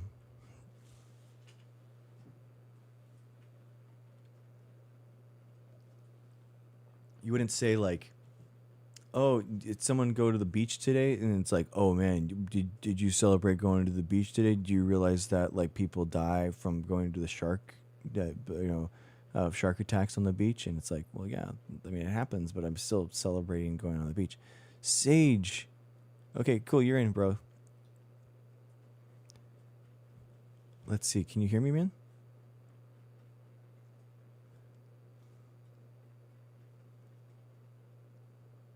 Yeah. Yeah, I can. Okay. Oh, okay. Thanks, Bree. Thank you for saying that. Yeah, okay. I'll think of that. I'll figure out how to do that. Okay. Here. Oh, you know what it is? It's just this. There you go. So yeah, there was someone that was impersonating me with this, And I was like, what in the world? This. And then I was like, so anyway, so what's up, man? How's it going?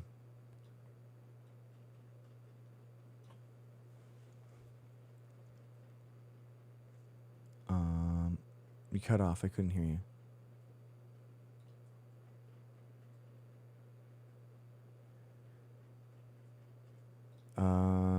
Okay, let's see. Okay, I think I have an idea. Sorry, this is my first time doing this on. There you go. How about this? Can you guys hear him now? Let me just check. I thought I had supposed to put him in the other thing. No? Okay, let's try this. No.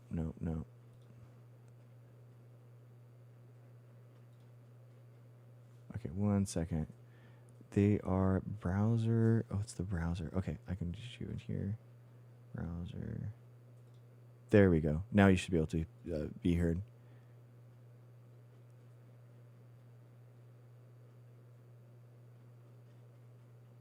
Can you guys hear him?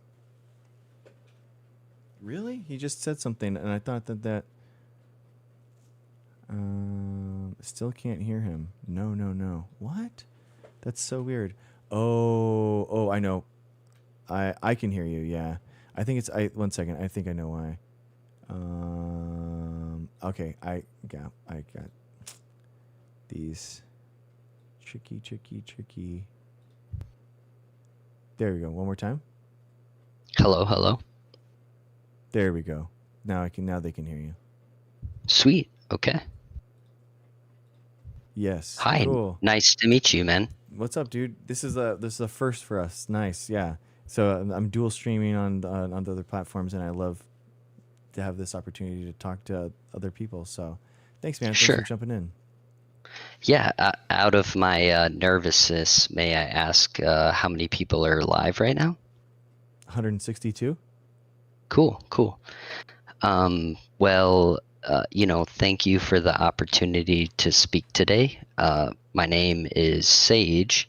I represent a food manufacturing company in the Midwest who employs hardworking people who deeply commit to safety, transparency, and quality within the food space. Awesome. While I support the intent to make America healthy again and the agenda that poses with that, promoting better nutrition, public health, I want to highlight the current approach that, creates serious unintended consequences for food manufacturers, especially small and mid-sized producers. Interesting. With these changes that have been proposed, many different ingredients and additive regulations hurt us, particularly with the overhaul of GRAS system and the new scrutiny that promotes like colorant regulations, processing aids, and that really creates regulatory uncertainty. Many of us have built kind of like super hardcore supply chain research compliance systems, and all of these new things that are coming down really just break those things apart. There's been kind of decades of research that have been going on where the FDA has traditionally allowed us as employers to kind of show that we're regulating these things, we're researching them, we're showing evidence, and when we present these things to the FDA, they kind of give their golden pen, so to speak. So now with MAHA kind of proposing these broad reevaluations, it kind of creates a lot of uncertainty, which is very difficult. As you can see within the past week, for example, Nestle has cut 16,000 jobs. Yeah. A lot of that has to do with the fact that a good example is like lean cuisine. And also I just want to state that I do not work for Nestle. Okay. I'm just using it as a broader example. Roger. So lean cuisine meal, right? You could have like a pasta dish that has noodles, that has meat, that has sauce. You have to source those things from many different avenues with these tariffs, and then doubling down with the MAHA regulations of colors and dyes and things of that nature. Your lean cuisine meal, $3.99. If all of this turns into fruition, Yeah. we're gonna see like $8 on the store shelf. Oh my gosh. And reformulating these products to meet unclear, natural, or unprocessed regulations, which if you Google the definition of ultra processed foods, yeah, you're not going to meet anything. You're not going to find what you want to find. Dude, I saw like a thing about like what is the most ultra processed, most eaten food that Americans have for lunch, and it's a sandwich. So it's like the bread is super ultra processed, and then the meats are ultra processed. So it's like, sure, like I think that people think like ultra processed is that you're drinking like protein shakes or something, just kind of like just powder. But in reality, it's a lot of different types of foods. Right. And what I will ask the general public is, what is the definition of an ultra processed food? Mm-hmm. There isn't one. When you read the MAHA regulation, there's no definition around ultra processed food. So the average consumer, when they walk into a store and you throw this label of ultra processed food at them, they're going to become scared, right? Yeah.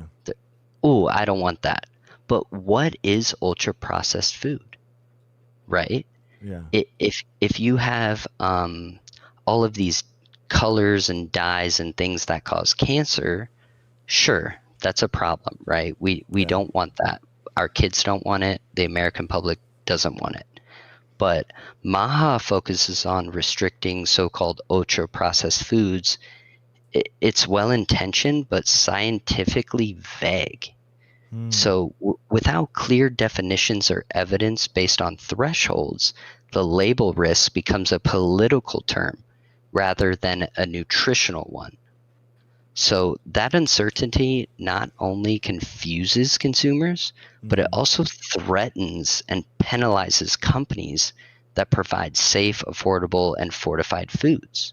That makes sense. So, in short, the MAHA agenda risks punishing the very industry that it needs to achieve its goals. But if we want a healthier America, we should honestly keep investing in science-based reform, which honestly, like, if you look back to the Obama administration with the things that we were doing with that, and when I say we, I mean America, right? We're all under a regime. We're all one people. It's not reactionary policies, but I just urge everyone to understand that ultra processed isn't a real thing. If you turn your label over when you go to the grocery store, it's what's in the food. Like, it's just so frustrating to me that so many food manufacturers right now are cutting jobs because of this extrinsic pressure from the government that just isn't real. It's just very confusing to me. Yeah.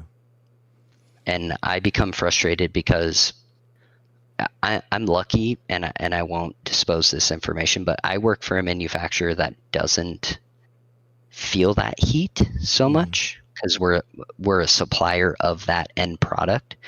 But at the end of the day, for example, this is public knowledge. Like Nestle had 2 recalls this year, and that was due to organic matter So in baby food, if you grind up carrots and they're woody carrots when they're in the agriculture, if they're hard and they're woody, at the end of the day, if your child bites into a hard carrot, that's a foreign material. Like, why aren't we worried more about that compared to what's in the product if the companies have already set the precedence of what they're putting into the food is safe and they have scientific data behind it?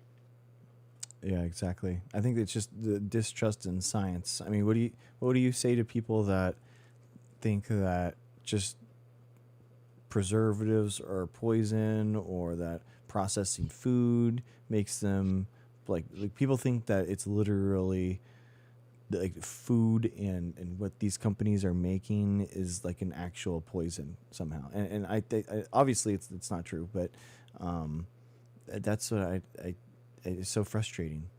Sure.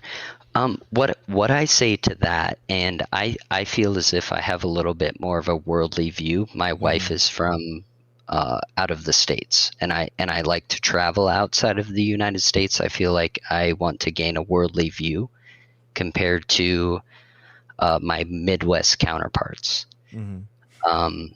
What I will say is, if and I don't have children, but if I were to have children, and let's say little Timmy is 9 years old, am I gonna feed him a bag of hot Cheetos, or am I gonna feed him a bag of carrots and celery? Yeah. I mean, it is the American public's choice, which I feel like that's part of the American spirit, is to have a choice. Yeah. I will say it is quite interesting how other countries have more strict labels. If you go to Asia, there's a lot of labels with like seasoning packets and things of that nature that will say like, this could cause cancer, warning, what have you. We're trying to do that right now state by state with the MAHA intentions. So like Texas is a big proponent of having these warning labels, and it's sad that we're leaving it up to the states to decide, because if you can Google it, right? Like, fact check me. So like Texas was one of the first states to do this, and then Louisiana and other states have tried to propose these warning labels to certain ingredients, and every one of them is just kind of like one-upping each other and doubling down. So it's whimsical, right? Like, Texas says we're going to ban 15 ingredients. Well, Louisiana, we're going to ban 30. So it's quite whimsical how we're doing it, when I like to look at Europe, for example. Like, they're broad against specific ingredients and they just black and white it. Why we don't do that, I don't know, because I do agree with the MAHA agenda in terms of banning certain ingredients. I think, look at Red 40, look at the yellows, the blues. I mean, there's things that we shouldn't be putting in our foods, yes.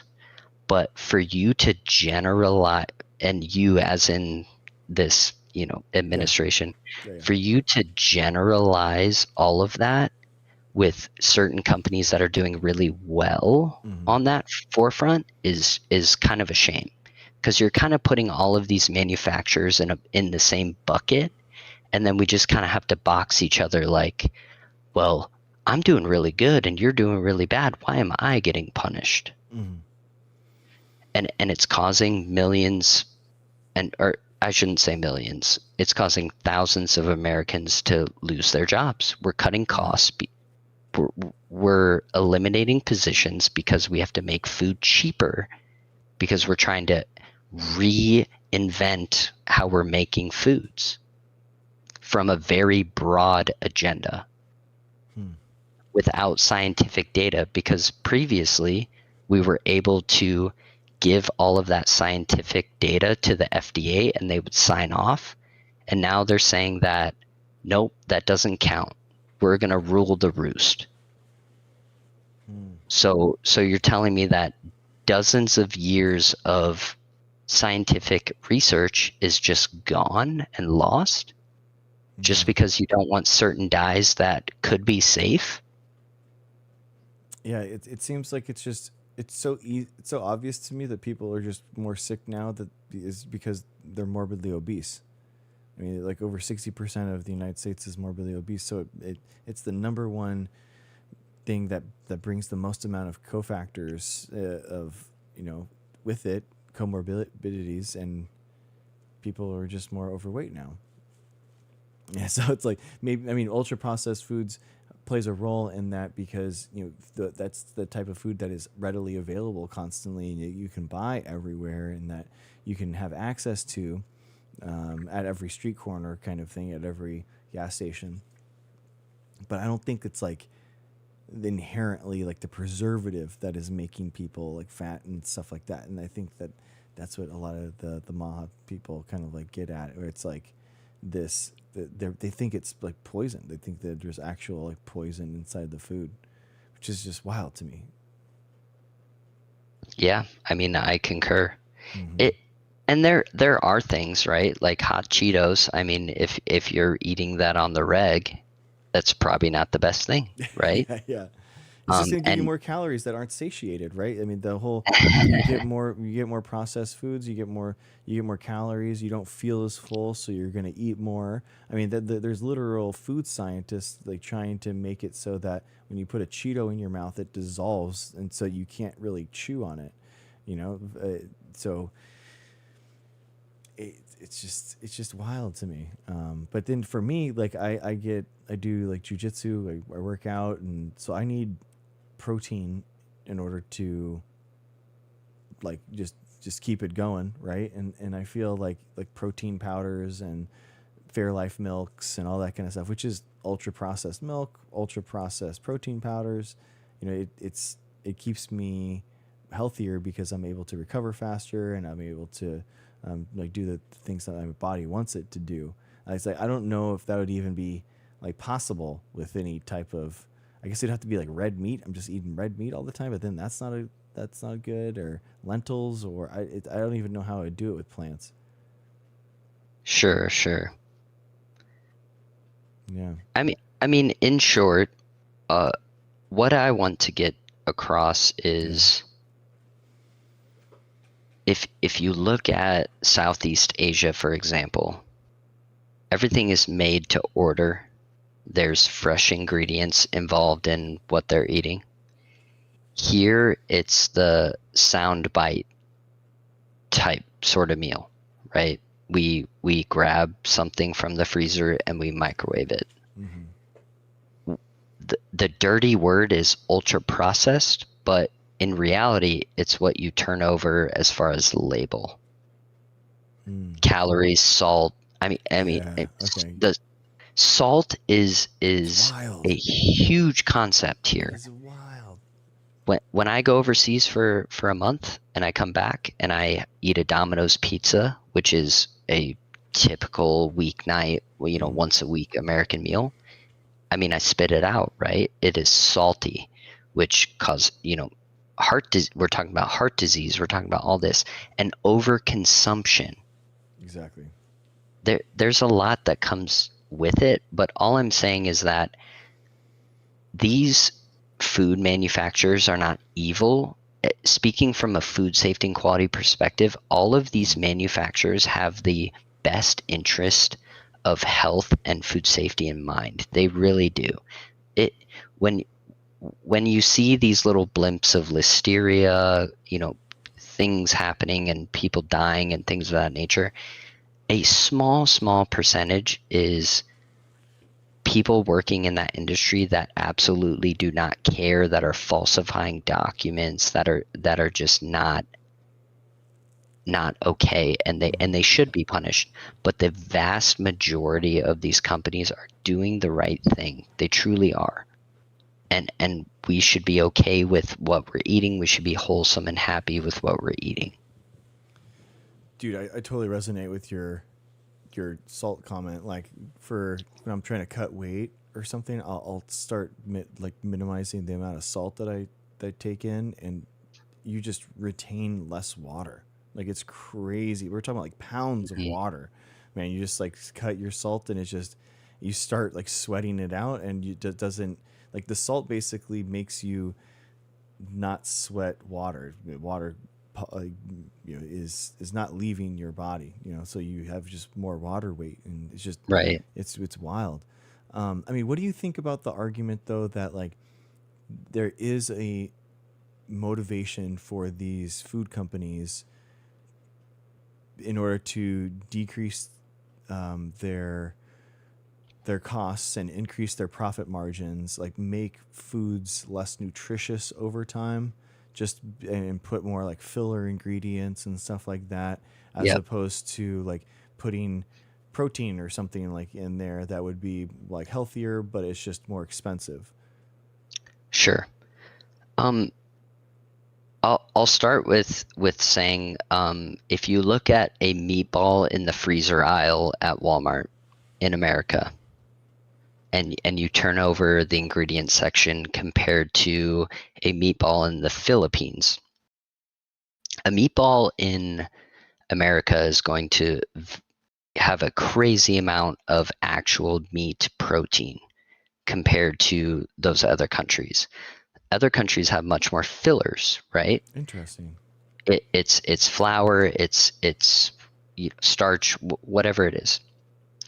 There is definitely a motivation to cut costs and create profit, as there is with any business.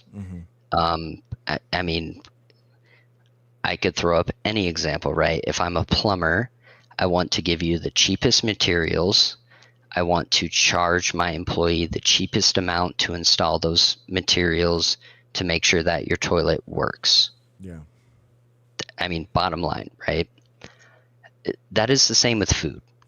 But I take pride in what I do, because there's people like me in the food industry that say, I don't care, Bob from finance, about how much money we're talking about. At the end of the day, if there's metal in the product, it doesn't matter.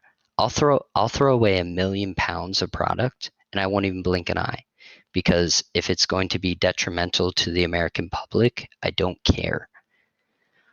As far as the ingredients that are going into that product, yes, they're with COVID, with everything, I feel as if there's been a vast change with reevaluating those recipes, but we'll call them recipes, right? We want to get the cheapest things and make the most profit. Yes. Heck, I want my 10% bonus, don't get me wrong.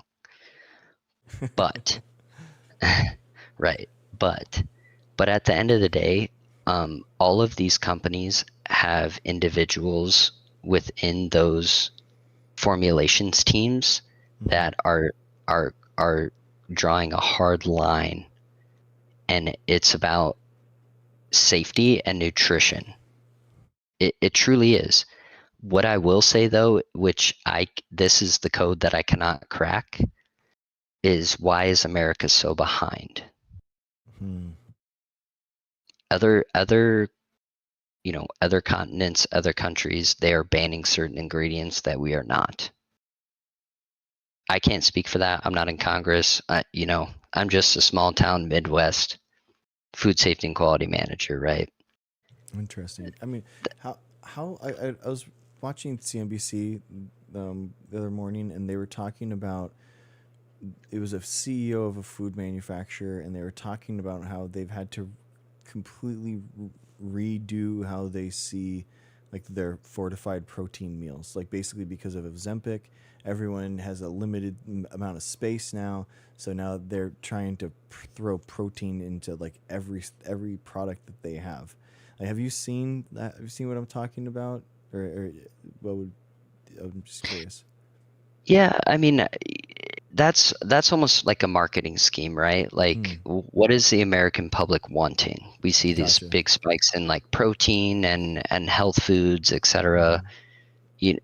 But it's kind of whimsical in that manner, because if you go to Trader Joe's, because Trader Joe's has a lot of different like vegan foods and health forward foods and trendy foods. I mean, flip over that label. What's in it, right? That's the big thing, and it's just that's where I kind of get on my hamster wheel and get a little stuck, because again, when I go overseas and I see these ingredients and labels in foods, I'm like, how the heck are they making a tasty ass ready to eat meal with half of the ingredients? Like, Are right? you thinking like, is it preservatives or like, are they, what are they? I mean, a lot of it's fillers. I'm not a food scientist, so I mean, I'm not a food scientist, so I want to be clear. I'm not a food scientist. A lot of it is just what we're allowed to put in it compared to our neighbors across the sea. I mean, we're allowed to put a lot of stuff into our foods, which it could be great. It could not be so great.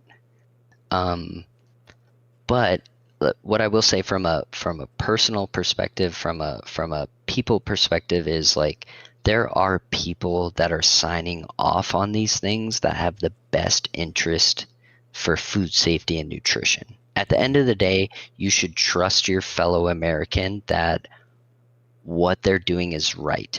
The things that you see on NBC, the things that you see on the news, the people dying because of listeria, that is a ultimate mistake. That is literally an ultimate mistake, and a tiny percentage of the vast majority of food that's being networked out to Americans. Interesting. Like, we shouldn't beat ourselves up. We're doing very well. Interesting. That's cool. Yeah, man, I think that in general we have to. I think that's a good way of framing it. Like, because in science, same thing. It's like, I don't understand why we can't have like pride in our science and the products that come from it. But then, like, they, for example, though, you see like farmers or something, and farmers are like some of the most. They're less than 1% of the population, but I feel like they have such a disordinate impact on our politics because they're kind of like seen as like the providers of our food, even though we like ship in a lot of our food like from other countries, which is kind of weird, but right. I feel like they're respected, like in our society, I guess what I'm trying to say.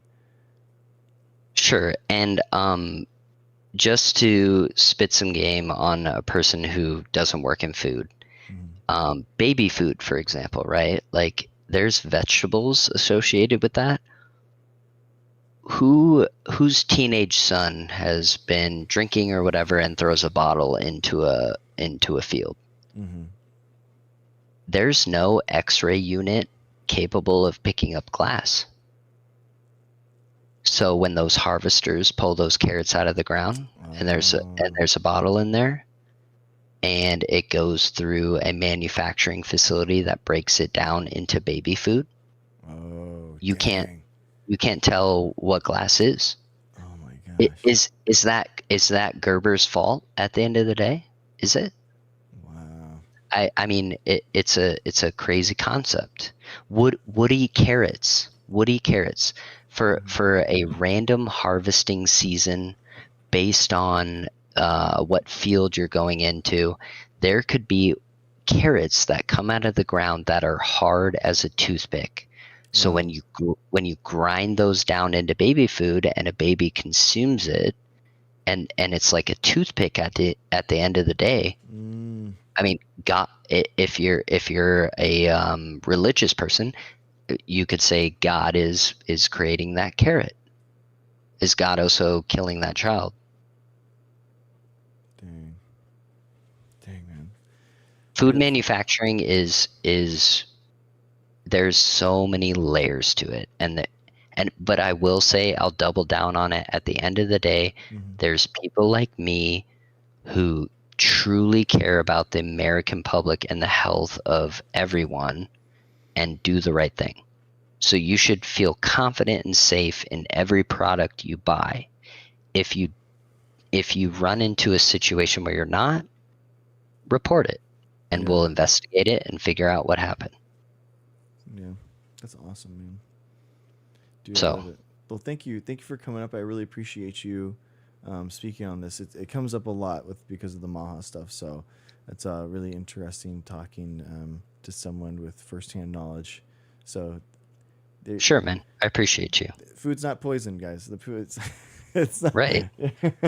Eat it. Have fun. Yeah, I love exactly. hot Cheetos, by the way. Yeah, exactly. In moderation, it makes it's okay, guys. Just don't Yep. make 10 packs of it. It's all good. All right. Thank All you right, so man. much. Have a good one, man. Peace. Yep. All right. Well, that was awesome, guys. That was our first Discord call-in from Twitch. Loved it. That was awesome.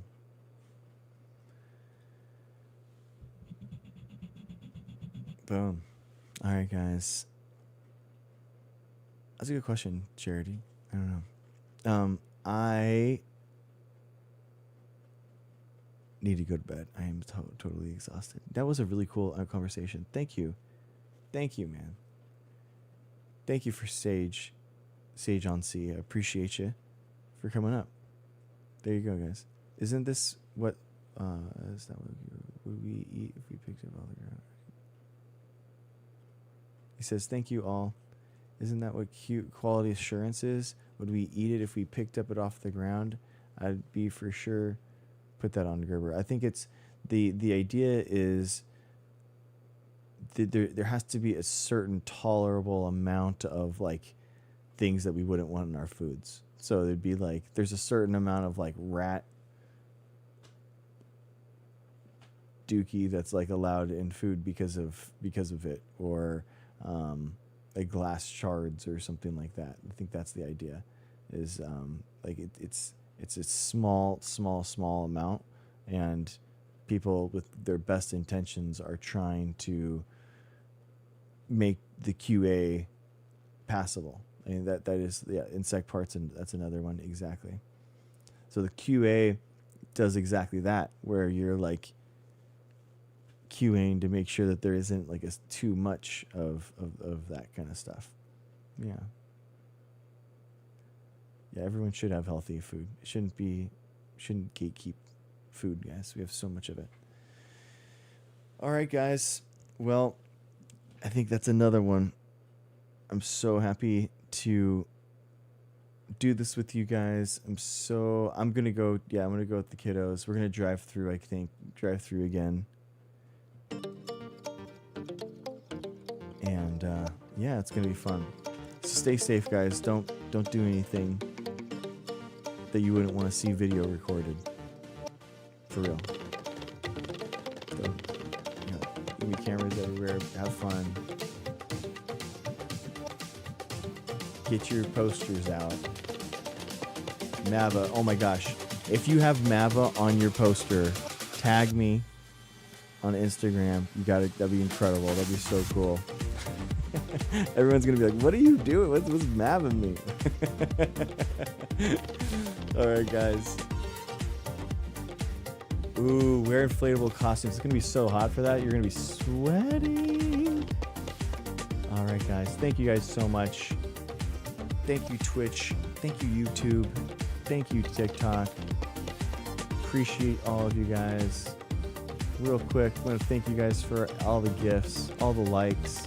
Thank you guys so much. Priscilla Daisley, thank you to the top gifter of the night. Thank you so much. Kathleen, Shadowcat, DN, C-Riz, Keomatic, Helen, thank you to the top likers. Ado, Cindy Rose, Ashley, Charity, Missa, Keisha, Helen. Thank you guys so much. Linktree, Instagram, follow it. Thank you to the Patreons. This is Dr. G, Ado, and Call Me S. We're out. Wait. There it is. We're doing it. All right. See ya. Boom. See you guys. Have a good one. Peace. Peace. See you tomorrow. 9 o'clock Pacific time. We're doing it again. Run it back. We didn't get through everything. We got to do it again. We got to do it again. All right. Peace. Bye, everyone. Bye, YouTube. Bye, Twitch. Bye, TikTok. Love you guys. Bye.